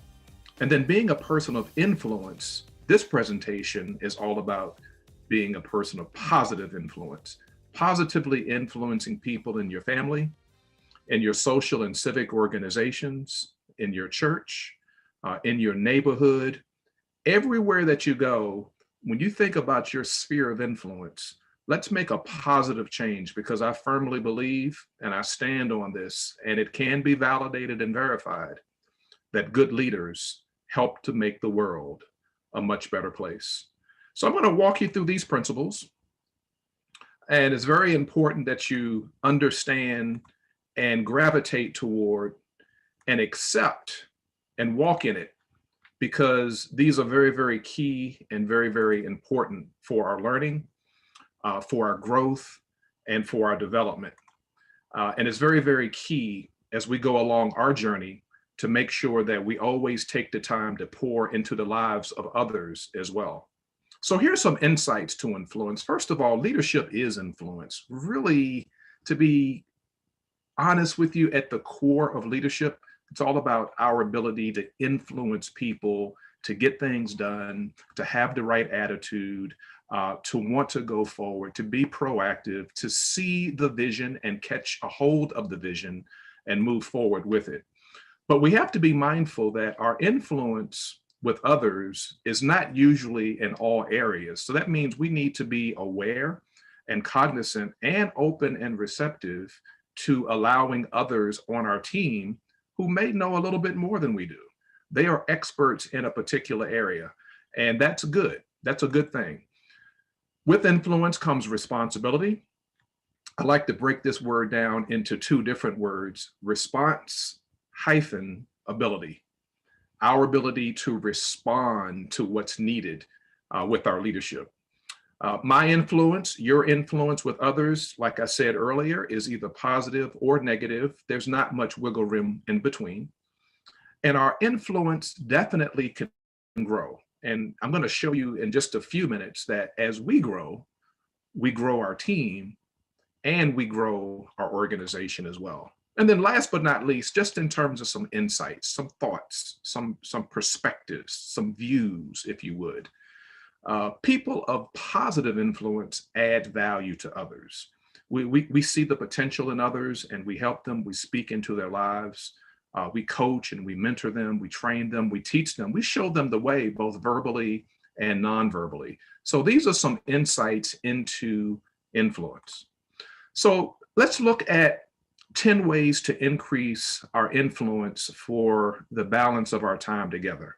Remember, the title here is Becoming a Person of Influence. Needless to say, integrity is at the top of the game. A person that keeps their word, a person that walks the walk, talks the talk, shows up on time, is in the place where they say they would be, follows up on what they promised to do. Being a person of integrity will increase our ability to be able to influence them, because we take away any questions at all about clarity, about confusion, or not quite understanding how or why to follow us. And so integrity is very, very important. And it really gets down to you and I just keeping our word. You know, being a person of integrity is powerful. It means a lot. And people want to follow a leader with integrity. This next one here is nurture. Now, take a look at the image and think about what that image symbolizes to you.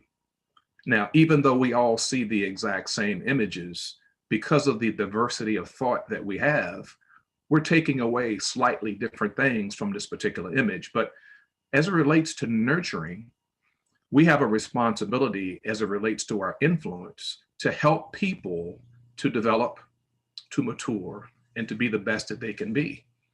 And this particular plant symbolizes where they are right now in terms of their growth and their maturity. And what you can't see is as the plant goes north, the roots are actually going south. And in that soil contains all of the nutrients and all of the nutrition that that plant needs to continue to grow. And so that's synonymous with how we nurture people. We give them the tools and the resources and the facilities that they need to be a success. The last thing that you and I want to do is to hire a good person and not be able to retain them because we haven't given them the tools and the resources that they need. And so at some point, this plant will have to be replanted because it will outgrow the hand that it's currently in. It's just inevitable. And so it is with us in terms of increasing our influence, helping people grow and plant them in the right position, plant them in the right opportunity so that they can continue to grow.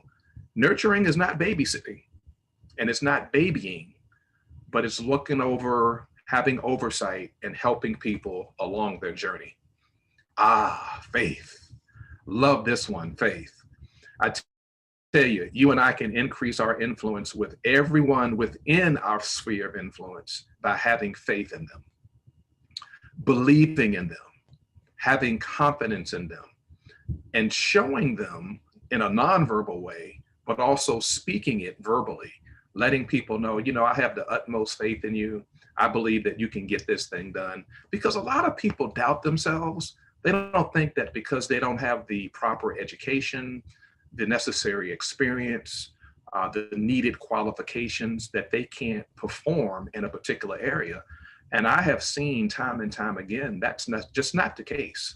They need someone that has faith in them. So speak positivity into the people that are within your sphere of influence.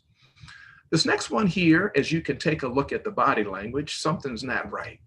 Something's not clicking. There's a disagreement here. There's a disconnection here. So you and I need to be better listeners. I'm not sure if you were aware of this or not, but we speak at a rate that's much lower than the rate with which we hear. We speak at about 180 words a minute, but we listen at about 350 words a minute. So there's a constant disconnect, potentially, unless we take the time to become better listeners. It's a skill that all leaders need to have. So let me walk you through this. First of all, when someone is speaking, and as we increase our ability to listen better, look at the speaker, ask questions. More importantly, ask thought-provoking questions and open-ended questions, because a closed-end question will just get you the one-word response. Don't interrupt, and please don't change the subject. Those two things will drive the recipient crazy. Don't do that. Try to take the emotion out of it as best we can, and responsive listening. An example would be, was I clear? Is there anything that you would like for me to repeat or to go over with you? Anything at all that I can do to help you?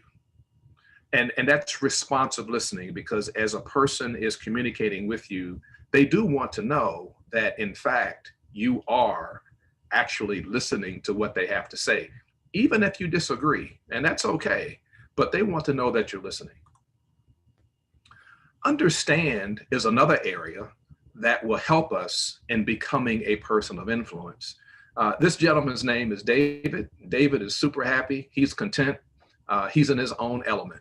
David is a mathematician, and mathematicians are really into these mathematical formulas and equations, and that's what's represented here on the whiteboard behind him. Now, he understands all of that stuff that's behind him, but the key is, does his audience? So there's calculus and algebra and trigonometry and a number of other mathematical formulas that are on this whiteboard behind him. And most people don't understand at all what it is that he's talking about and what he's doing. So in order to become a person of influence, we do have to take the time out to understand people. Where are they in their personal and professional development? Take an interest in knowing what their likes are. What are their interests? What are some things they do as hobbies outside of the workplace, etc.? Because when you do that, now you're opening up an opportunity for people to have a conversation with us, and they're not walking around internalizing everything that may be happening in their life. Now, I mentioned just a little bit earlier in this area of enlarging, and I said it a little bit differently, but I knew I would get to this particular graphic. We have a responsibility to enlarge people, and that has everything to do with helping them grow. But before we help someone else grow, let's grow ourselves. So leaders are learners and leaders are readers. I read a book a month minimum, all right? If I'm on the airplane, I can literally, depending on where I'm traveling, I could actually read a book on the airplane. And it helps to grow who I am, give me different insight, different views, different perspectives. I have an opportunity to look at life personally and professionally through a slightly different lens because I'm able to read and get new knowledge and information and understanding. So as we grow ourselves, then we grow our people. And then as we grow our people, now we grow the organization and everybody benefits. But it starts with us being a person of influence, enlarging others. In alignment with that, you and I are navigators. We are like GPS.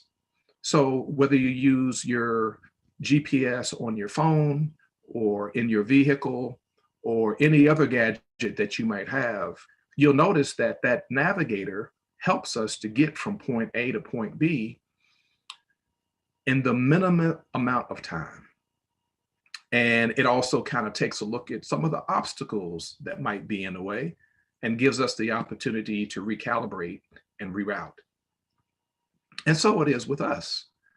People that are within our sphere of influence, we have an opportunity to help them go west when in fact they're going east, and we know they should go north, but perhaps they're going south. And we can step into their lives and help to navigate. So that's what a person of influence does, is help people to navigate the journey.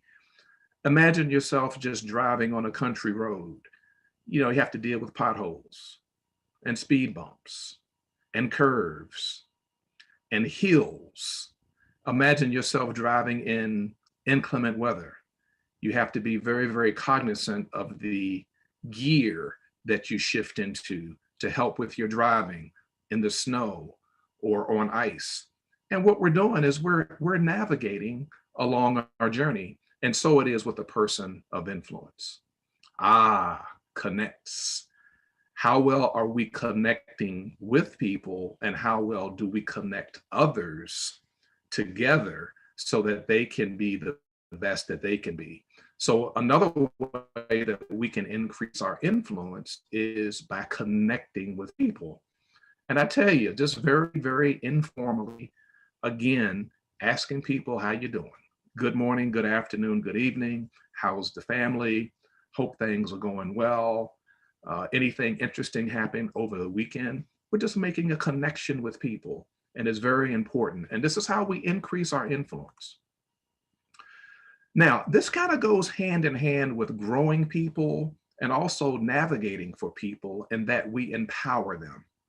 And so that awesome responsibility of being able to delegate people, to empower them to do all that they can do, give them very clear, concise, and crisp instructions and guidance and guidelines as you want them to walk toward that desired outcome. And then coming back and saying, now, make sure that you come back to me if you have any questions. If there's anything at all that I can do to help, just let me know. And then we get out of their way. No micromanaging, let them go for it, let them figure it out. And that's how we empower people. And when you empower people, you're putting faith in people. You're building their confidence. You're having them to be more bold, and you're preparing them for the next level, because oftentimes you and I see things in people that they can't see in themselves. And I'll conclude here. I want you to be mindful of what you do as a leader. Again, whether you're frontline, mid-level, or senior level, 5 years of experience, 10, 15, 20, 30 or more. This is very key and it's very important, because we have a responsibility to reproduce others so that we can pass that baton and they can continue to run. 85% of leaders do attract followers. So it's not that difficult. It's not that challenging to attract followers because people do need to be led. 10% of leaders attract other leaders, but only 5% of leaders reproduce other leaders. And this is key and this is very important. So in order for us to increase our influence, we need to be diligent about other leaders that we're able to produce and other leaders that we are able to put in place when you and I move on to our next assignment. So I want to thank each and every one of you again so much for the opportunity to spend some time with you, to deposit some strategies and principles for you to think about, for you to put in place. I really appreciate this opportunity. And I am just extremely excited to be around for the entire conference. Anything at all that I can do to help support and advocate, don't hesitate to let me know. This is Kevin Wayne Johnson. Thank you all so much. And I look forward to meeting you one day. God bless.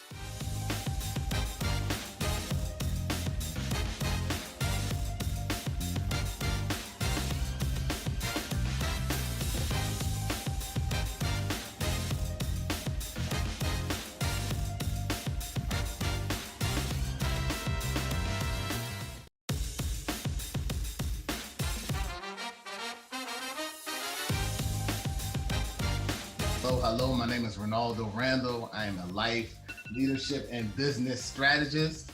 I am here to talk to you all about making room for your next level mindset. So hopefully some of you all were able to see my short talk earlier, and we're going to dive in a little deeper into that information. So what I like about mindset is a lot of things that you'll get in this conference, you can actually hire somebody to do. With your mindset, you can hire somebody to help you with it, but the mindset is yours. You got to build it, you got to maintain it. And so we're talking about next level mindsets, and next level is important because we're coming hopefully out of a pandemic. And so we need next level thinking to be able to move us forward. So let's just get into it. So today we're talking about, and just to give you an idea of the agenda, because I'm gonna go a couple different places. I want to talk about SMART goals because obviously goals are at the center of everything you do. If you have a dream without goals, you are just dreaming. So we're gonna talk about 7 goal areas that I would recommend for everybody to be holistic.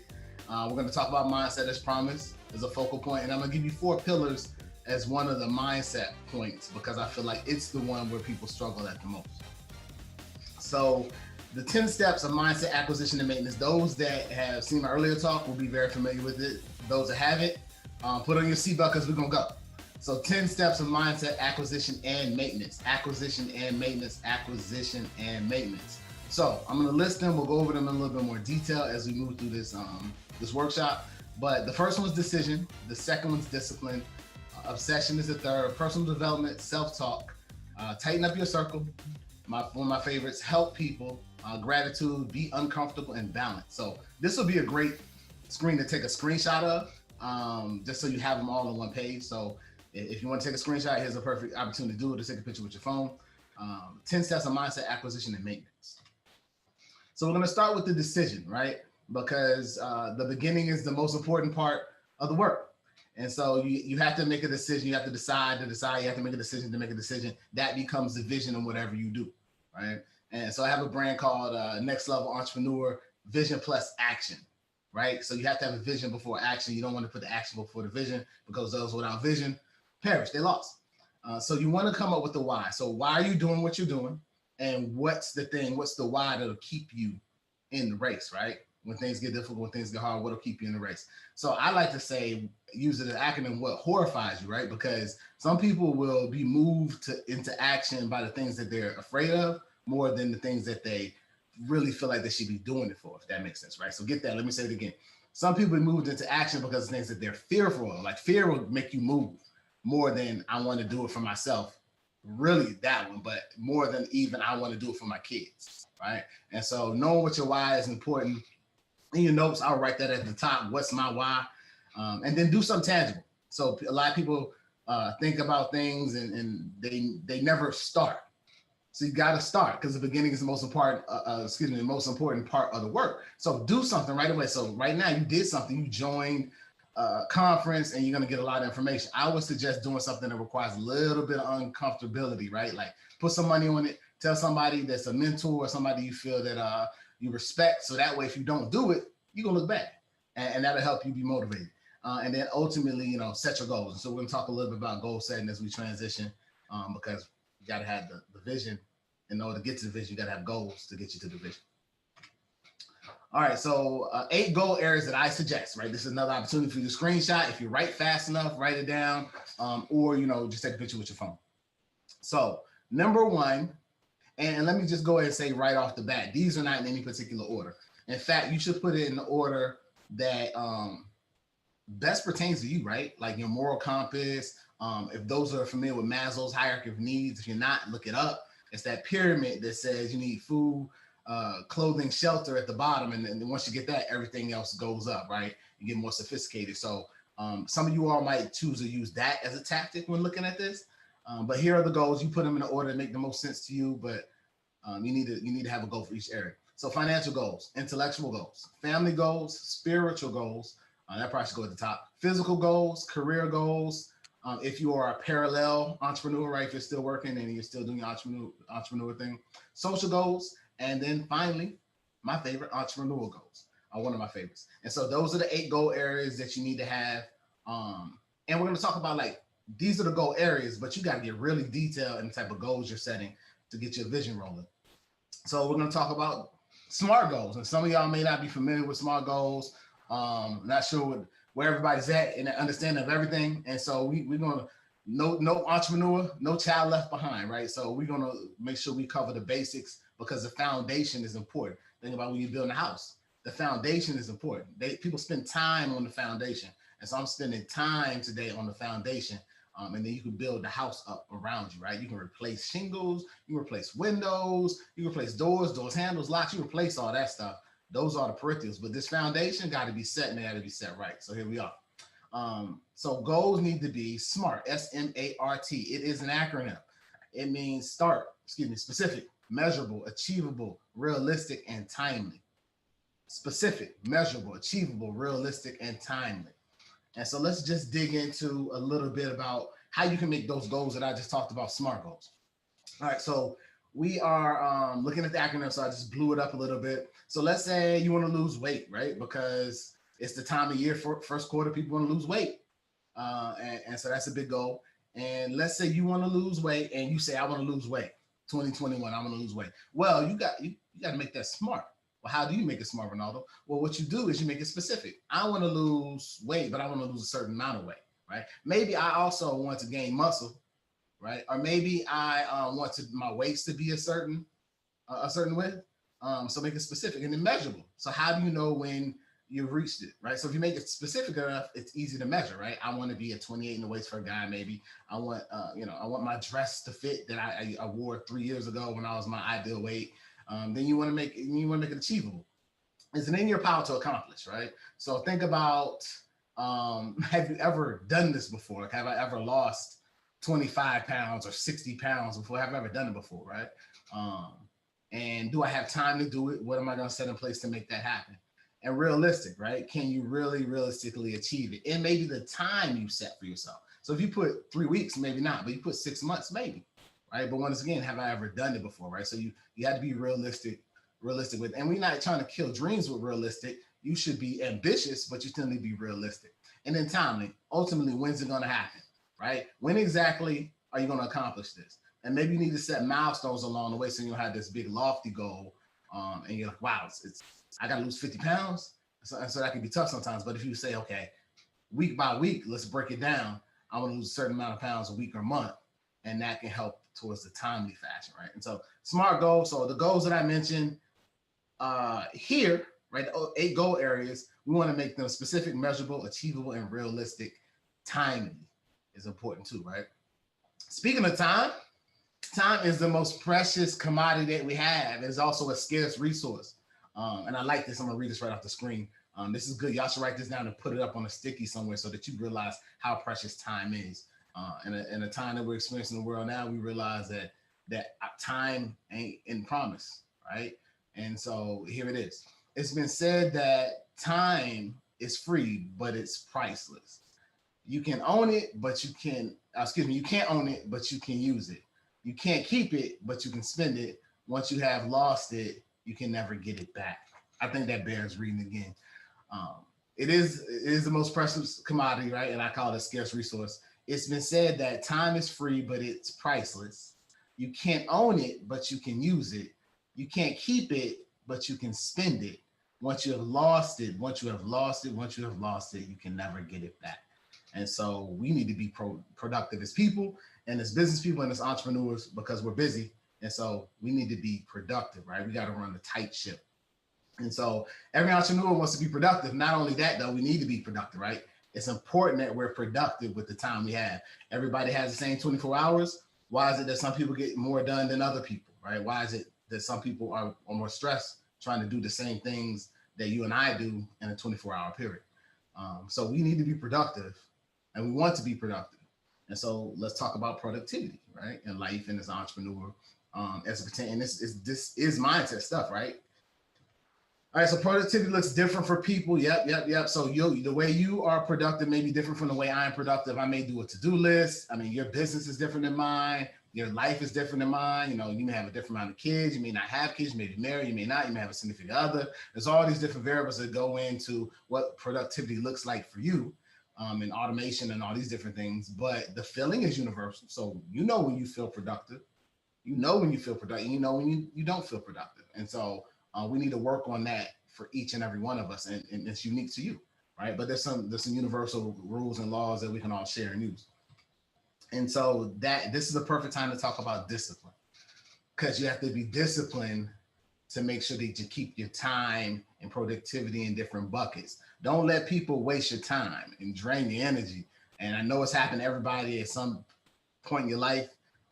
But this discipline is going to help out a little bit. And I think we're going to spend some time on discipline, right? Because I think this is where we get caught up, right? People are just not disciplined. You know it. I know we've been in points in our lives in some areas a lot where we just can't stay committed to a thing. That's why we go get coaches, right? And that's why we do different things to try to keep ourselves accountable. But let's talk about discipline. Let's spend some time here. So discipline is, and this is my paraphrase of somebody's quote, doing what you said you would do when the feeling you said it in goes away. It's left you. That's just like I was on a 300 push-up challenge and I still do it. But when you get up in the morning, you don't feel like doing it on some days. Well, it ain't about what you feel. It's about the discipline. It's not about how you feel about it. It's about the discipline. So discipline, if you can capture this definition of it in my words, doing what you said you would do when the feeling that you said it in goes away. And this is why you have to practice this type of discipline. The second thing, right? Hoop Gaines said, we must all suffer one of two pains. We're all suffering one of two pains, the pain of discipline or the pain of regret. The difference is discipline weighs ounces, little bitty weight, discipline, right?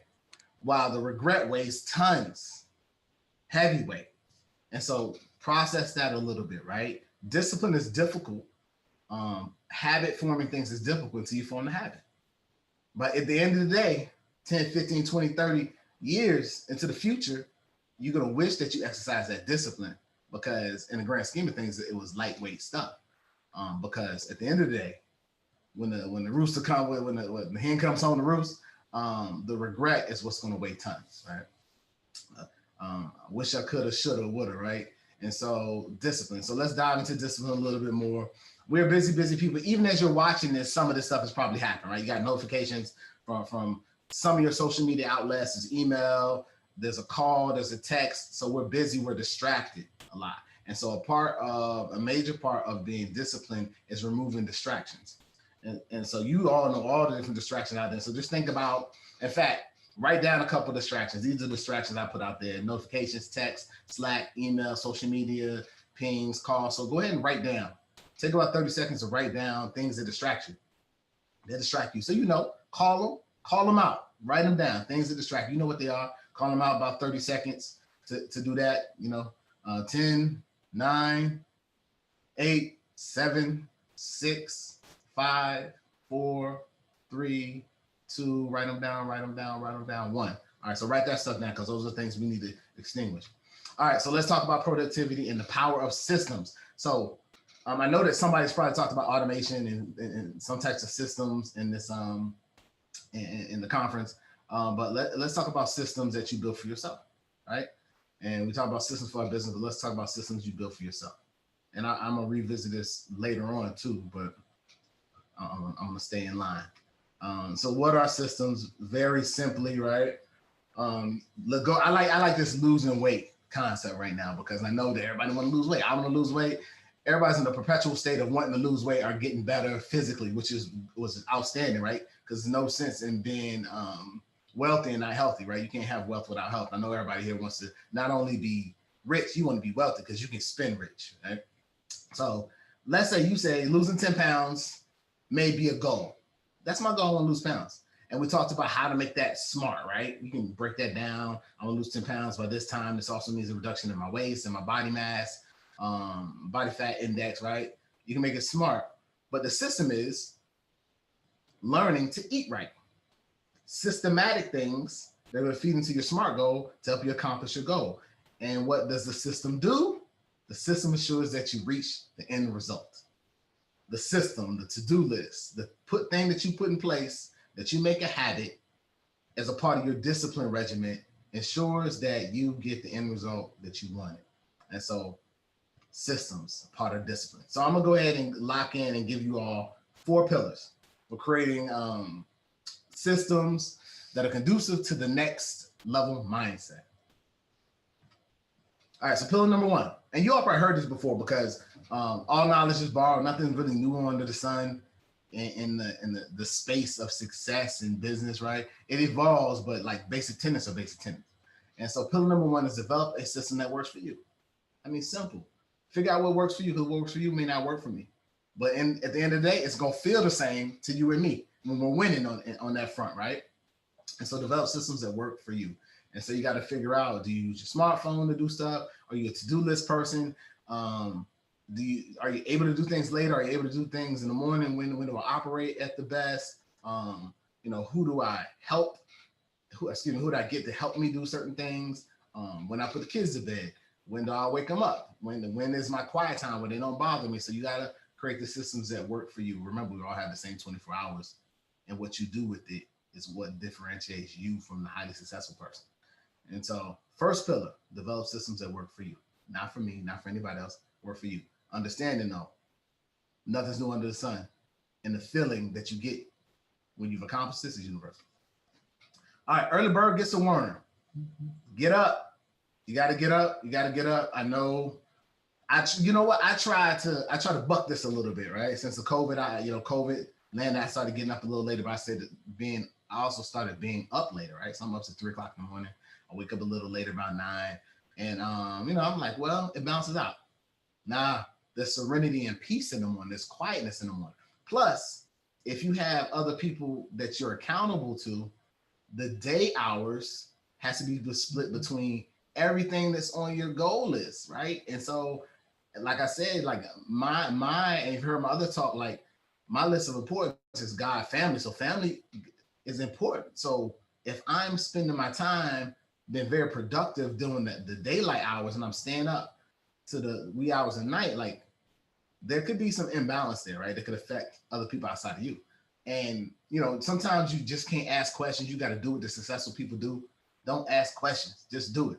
Successful person said, get on the plane, get on the plane. And so they say, get up early. And there's also, there's science behind why getting up early is beneficial. And there's science behind when you stay up late, how you think you're being productive, but you're not. And so there's all this science behind it as well. But forget all that. Do what successful people do. Follow the leader, right? Let's not overthink this. Get up a little earlier every day until you get up early enough to where you get things done that you used to get done late at night. And then build in time for those things that are important to you around you during the day, right? You don't put down what things you love when you pick up something new. All right, so get up early. Kill the distraction. So we talked about that. Kill the distraction. Now, right now, go ahead and write down beside your distractions how many times in the course of this maybe 18 minutes or so you've gotten some type of ping. Some type of distraction took your eyes off me, took your thoughts off me. You thought you were multitasking, that don't even exist. It's more like project switching. You thought you were multitasking, you looked at that thing, trying to listen to me. Dedicate time to things you are supposed to be dedicating time. So I call it block scheduling. So kill the distraction. So write down real quick about how many times roughly you feel like you've been distracted since I've been talking. I'll give you 5 seconds. 5, 4, 3, 3.5, 3.75, 2, 1. So write down just a number, how many times you've been distracted. So you got to kill the distractions on your time. Don't let people disrespect your time. Because really, they disrespect your time, they're disrespecting you. And you got to make people respect you and your time. So you put systems in place around that, so that you make sure that you're productive. That's a way of measuring it, right? I call it the compound effect. Small things over time guarantee something.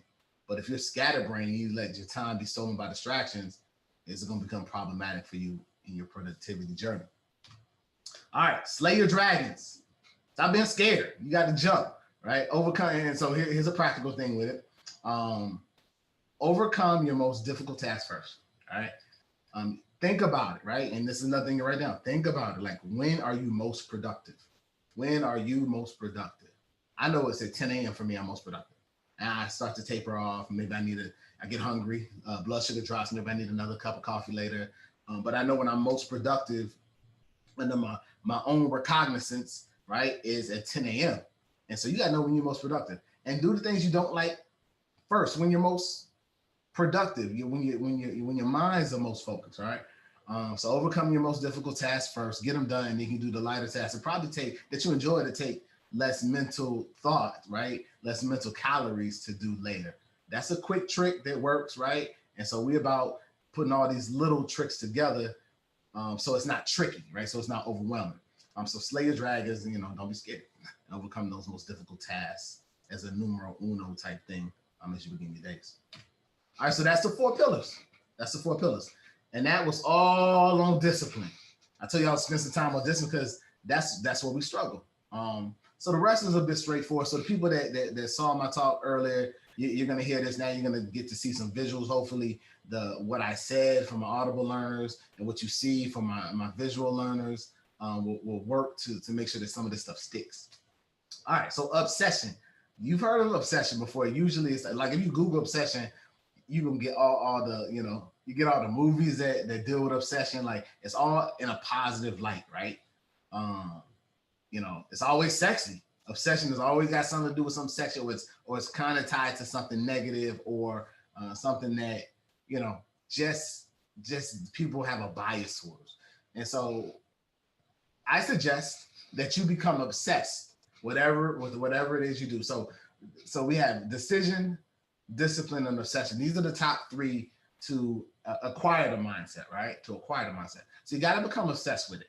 You got to know everything you can know about it. You got to know everything about the marketplace, because you really want to know everything. You got to get fixated on it. So much so people think you're crazy. If they're not laughing at you on occasion, or talking about you, your mindset's really not changing because nobody's noticing it, right? And so sometimes it's going to be good things they say. Sometimes it's going to be bad things they say. But if they're not saying anything, then you're really not changing to the extent that you need to master this next level mindset, right? And it can be uncomfortable. I'll be honest, it can be uncomfortable. However, if you read and you follow people that are successful, that's always a story. That's always a story until they become successful. Then it's, like, I knew you could do it, but when I was doing it, when it didn't sound right to you, you were not on board with me. That's cool, because the vision and the gift was given to you. It's yours, right? Not theirs. And sometimes, let me just throw this in too. Sometimes, and we're going to talk about tightening up your circle, but sometimes when you're doing things that are out of the wheelhouse of your friends and family members and those people that you usually are with, they feel threatened. They don't even know it. It's a subconscious thing. They feel threatened. And so, you have to recognize that so you're not deterred, but you become obsessed with it so you can weed out those people, right? And so you know where people stand. So obsession, be fixated. All right, be better than you were yesterday. Personal development, number 4. I got early as the first bullet. Like, I feel like you should do this early in the day, right? Get it in your mind, early in the day. It's something about your brain waves. I can't remember the exact science, but there's something about your brain waves being most receptive in the beginning of the day, in the morning. That's why people get them in the morning, to try to get their state of mind in a place where it needs to be so that they can have that productive day that they're intending to have, right? And so I would say I'm a diagnose, right? Not diagnose, I'm a prescribe a healthy balance of motivational content, right? So whatever that is for you, motivational content. And I love saying this, right? Those listen to my shorter talk heard me say this, right? They say motivation don't last, and they're absolutely correct, but neither does a shout. That's why we take one every day. And if you don't take one every day, at least you take one frequently enough to stay clean. And that's what we're doing with motivation. We doing it enough to stay clean. And I suggest doing it every day. It doesn't have to be long videos, but feed yourself that good energy every day and do it early, because the world is going to throw negative stuff at you and you have to be prepared to combat that. Content rich stuff. So get content rich stuff in, right? I mean, you got to know how to do things, right? I always say mindset supersedes skill set, but that doesn't mean you don't have a skill set. Like, you need to sharpen the saw. And you get better in the area, and that's part of the obsession. Like, you're studying your stuff, you're getting all your stuff, but some of the content rich stuff that you need to get needs to be a part of your session. But you need to also be a holistic type person too, right? If you're like me and you're a social entrepreneur, you need to know a little bit about some other things too, right? You don't have to be the marketing expert, but you may want to know a little bit about the marketing. You don't have to be a stock expert, but you may want to know a little bit about the stocks. You may want to be keeping up with what's going on in business in general and economics and what's going on with the presidency, so that you know that, because that executive, legislation, judicial branch, that tri-union that's the business of the world. So you want to know what's going on with them. So you want to stay content rich, you want to stay in the loop. But once again, do it early, a healthy dose of motivation and content rich information to keep that professional development rolling. Always a student, right? Never the teacher. Self-talk. I love this. You got to get that professional development in your mind so you can start talking to yourself, right? And if you notice, I put over there, your mental health is a priority right now. Mental health is something that's been talked about a lot. And I encourage you all, like, not to be scared of it. Mental health comes in a lot of different ways. Sometimes you're born with it. Sometimes it's stress induced. People are in the house. It's just unusual times, and it's been taboo, particularly in the minority communities. But it's a real thing, and so you want to make sure that you keep yourself in a good state of mind and protect your mental health. It's okay to take breaks. It's wise to take breaks. All right, so self-talk. Positive affirmation. You all have heard of the word affirmations or incantation. If you have not, go ahead and Google it. But it's essentially speaking over your life, speaking positively into your life, right? I am great. I am awesome. I am capable, right? I will win. I can win. I can, I will, I must, right? So positive affirmation, you speak to yourself. And then you want to identify, and this almost runs in, not in tandem. You do the positive affirmations regardless, right? Because you're filling the funnel of positivity that you received from your motivational stuff, probably, right? And then identify negative self-talk, right? So you have to know what your subconscious is saying, because you want to get your subconscious and your conscious to agree. Subconscious is a little man inside you that talks to you inside.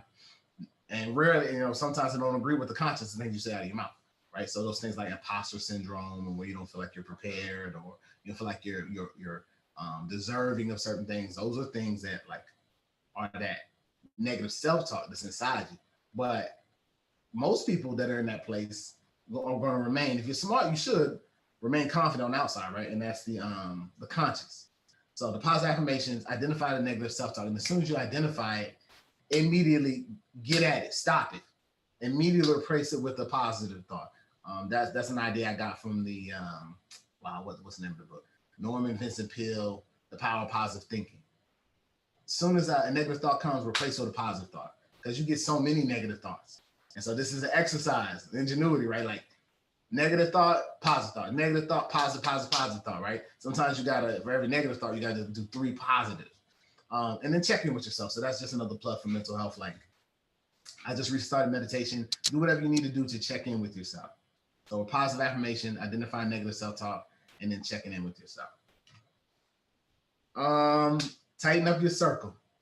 When I wrote my book, Friends in Business, this concept is in here. These 10 mindset acquisition and maintenance kind of principles. this is one I, almost did put it in by this title, Tighten Up Your Circle, but I had to, right? I had to be true to the culture. Like, I had to be true to myself, I had to be genuine. I got this from Beanie Siegel. If you don't know who Beanie Siegel is, he's a hip hop artist connected to Rockefeller Records, back in the 90s. And there's a song that he has, I think it's Feel It in the Air.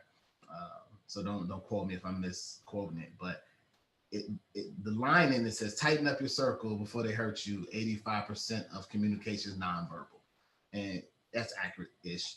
But tighten up your circle like stuck with me because you have to tighten up your circle. We talked about obsession and how that could make people feel a little uneasy about you. The truth of the matter is you are the sum total of the 5 friends five people you spend the most time with.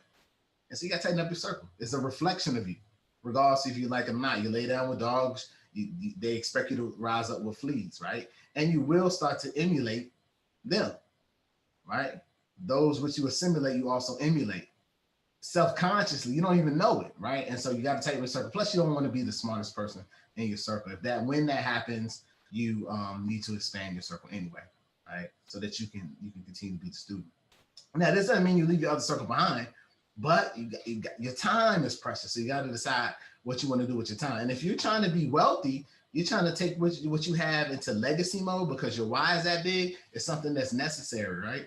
You can't. There's another line that says, "I can't help the poor if I'm one of them." And so you have to be delicate in how you approach this, but you do need to tighten up your circle. You need to be having the same conversations. You need to be interested in the same things for the most part. But that doesn't mean you leave once again, you don't put the old things that you love down to pick up the new things that you want. And so very delicate that you need to do that. You still love them, you still want to spend time with them, but you need to spend time on the enterprise so that you can bless everybody, is the way I think about it. And hopefully that resonates with you as well. Tighten up your circle. All right, so you want to help people, right? So, and I think everybody resonates with this. Like, yeah, most people want to help people all the time. Like, I think if people were given the choice to help people, they would, right? It's one of the top things they want to do, particularly the young millennials. You had to be a wicked person not to want to help people, particularly if you had the means. But what I'm suggesting to you today is help people when you don't have the means, right? Some sacrificial giving. And I'm talking about in multiple areas, right? So if you have a business and you can mentor a person, mentor them. Look at the picture. Lift while you rise, all right? Lift while you rise.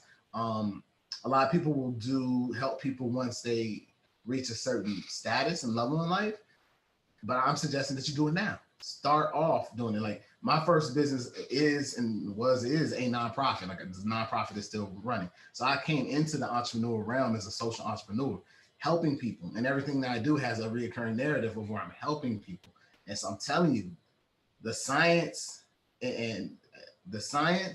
speaks to it, but more importantly, the heart speaks to it, right? We need to help people because you never know when you're going to find your place. You find yourself in a place where you might need help, right? And you want to make sure that you pay it forward early, help people before you even have it. The law of reciprocity, right? Like the atmosphere will bless you for helping people now. When you don't even have it, right? You'll get double for your trouble. It will pay dividends in returns. So make sure you help people. Be a philanthropist before you even should be thought of as a philanthropist, right? So help people's number 7. And gratitude. You should always be grateful. Nothing is promised. Once again, you get up every morning, you have nothing to do with that. People don't wake up every morning, they have nothing to do with that. So make this sure that you're grateful. Lots of people speak about this, getting up in the morning, doing a gratitude list, but be grateful for the people that remain in your life while you go through this growth process of becoming an entrepreneur, or as things change, or your business pivots, as you come into hard times in and out of business and life and your entrepreneurial endeavors. Like, be grateful for those people, right? They will appreciate it. Say thank you. Let them know as often as possible that you are appreciative of them. If you pray, speak their names in prayer, right? Check in on them. If they're dropped in your spirit, check in on them. Like, you want to be grateful. This is important, right? Help people and grateful is more important than you think, right? Because you don't know how this is going to pay dividends for you in different ways later in life. So be uncomfortable, right? Jump. I just read Steve Harvey's book, Jump. And he told a lot of stories about him just getting uncomfortable and jumping. And this picture is actually, I didn't think about this when I put up there, but he also talks about jumping off the cliff and, you know, getting scrapes on the way down, but that you grow your wings eventually. And so, you know, you have to get used to being uncomfortable so that you can get comfortable. You have to get used to being uncomfortable so that ultimately you can be comfortable and not be afraid of failing. You need to fail. You need to fail faster so that you can learn faster so that you can get to where you need to be in life and business, right? And so I heard it said that the failures build you, the wins build your business. And for those that have failed, you know that you've grown from it, right? Pressure makes diamonds. And so don't be afraid to fail. Like, you got to jump, because nothing is promised. Like, time is not promised. So you got to go for it. Now be wise, but go for it. Don't overthink it. Don't pontificate over it. And, you know, don't have paralysis of analysis. Go for it. Be wise, but jump, right? Jump. Don't overcomplicate it. And then you will become comfortable with being uncomfortable. And although you're scared, you'll do it anyway, right? Because that's the difference between, once again, a difference between successful people and unsuccessful people. They're both scared and they both don't want to do it, and it's uncomfortable for both of them. Successful people just do it anyway, right? So be uncomfortable until it becomes comfortable, and it will. Like, if you've ever worked out, if you ever done something that was hard to start and then it became easy, same rules apply to everything. The stakes may seem higher, but same rules apply. And so, you know, and I will tell you this, some things you're scared to jump on, you're worried about what people think about you. Well, truth of the matter is, the ones that care, the ones that matter, the ones that care don't matter, the ones that matter, the ones that don't care, I'm messing that quote up. So basically, the ones that care don't matter, right? And the ones that don't care are the ones that matter, right? And so that's the first thing. I mean, really, that's the only thing. So you make sure that you jump out there, you be courageous, and do those things that are purpose in your heart and your mind. So make those things come to fruition. So make sure you jump, be uncomfortable. All right, and so balance. So balance is one of the last things. Balance is actually number 10. So all the aforementioned are going to put you out of balance. And so I definitely struggle with this, and still kind of struggle with it, because you get so laser focused that you forget the other things you're supposed to do, and you get out of balance. And at certain times in your business, certain seasons in your business, this will happen. So you always have to remember that you have to stay in balance. So check out this balance, right? Everything has to have its own weight distribution, has to be placed correctly, right? Almost the temperature and the wind almost have to be right. And so just make sure that you're recognizing what's important in your life, and you're giving an appropriate amount of time to each one of those things, right? So you know how much time, in my case, I'm married, how much time my wife needs, what time my wife needs. So I need to, like, you think 15, 30 minutes isn't a lot of time? Try spending 15 to 30 minutes just talk to your wife or your significant other or whomever every night, right? That's a good amount of time to just dedicate, because usually you're running and we have kids, so running, and we're doing kids, and we're doing bills, and we're doing food, and we're taking out trash, and we're working. And so, you know, sometimes with passion shifts, we have conversations about the business of the family, but try doing 15 minutes, right? Figure out how much time each person in your family needs. It's almost like baking a cake, right? You put this much eggs and this much the cake mix and you know, this much milk, and you know how much each ingredient needs to be to make the cake. So take that same concept, put it in your life. You know how much your kids need. Maybe your son needs more time than your daughter on occasion.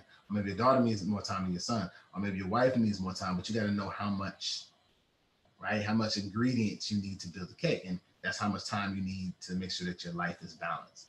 And so this is very important, because once again, you don't want to put down those things that you love when you pick up whatever it is you're picking up. So balance is important. And I will admit, it's not that easy, but you got to be intentional about it. And the thing, like the aforementioned, are going to put you out of balance. In fact, if they're not putting you out of balance, reevaluate, because you're doing something wrong. You should be out of balance to start, and then you need to put yourself into balance. In fact, when you get out of balance, that's when you know. When you get out of balance, people talking about you. That's when you know you're catching traction. And once you get to that point, okay, now I gotta get this thing in balance. But you need to make sure that you check in with yourself, right, and identify that. And let the people in your household and that are around you, your friends, family, know what you're doing. Right? I know people, when they go get their PhDs, they'll let their families know. hey, this is what the commitment is. It'll be for this long. This is why I'm doing this. You got to get the buy-in from those that are around you, that you know will stay around you like your family. So, you know, some people come in your life to stay. Some people come in your life to leave, and you have to figure out who those people are, right? In the spirit of tightening up your circle. And so that's my time, folks. Once again, it's Ronaldo Randall, the bridge builder, life leadership and business strategist, speaker, Amazon bestseller of Friends in Business, the blueprint for doing business with friends and family. You can go redeem your free gift from my website, friendsinbiz.com. Once you go to the website, just hit resources. There'll be 2 resources there for you that I think you enjoy to help you build your business and your life. And I just want to leave you all with this quote. If you change the way you look at things, the things you look at will change. That's by Wayne Dyer. So I appreciate you all's time. Hope you've enjoyed the conference and will continue to enjoy the rest of the conference. Take care.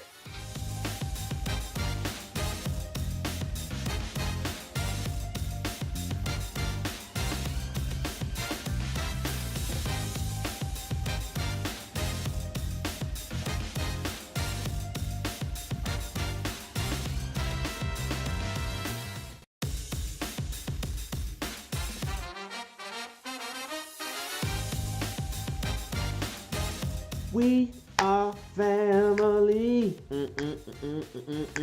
I got CEOs, they with me. We are family. Clap your hands, y'all. I got CEOs, they with me. We are family. You got to get excited when you hear speakers and authors and they're willing to share with you. That's when you need to be like E.F. Hutton and listen to what they have to say. Once again, my friends, my name is Robert Antoinin, and you have been listening live to BlackCEO's premier event for 2021, Black and Iconic. And this is day 4. This has been authors and speakers pouring into you, sharing value, giving you their message, also sharing strategies for success. So I encourage you to continue to stay tuned in and watch the closing speakers for this day. If you gain some value, I suggest that you reach out and connect with the speakers that you heard earlier today. Make sure that you share this broadcast out. Invite someone else to listen to this conference on tomorrow. Whatever you do, make sure that you take on the responsibility of connecting and collaborating with others. Here at BlackCEO, we believe that 1 + 1 is cooperation, but 1 and 1 is #11, which is collaboration. When you collaborate, you and your business can elevate. When you collaborate, that's when you and your business can elevate. So do yourself a favor, connect with one of these superheroes, one of these great men and women who've been speakers and presenters on this day, and you and your business will be the better for it. My name is Robert Antoinin, and I approve this message. Peace.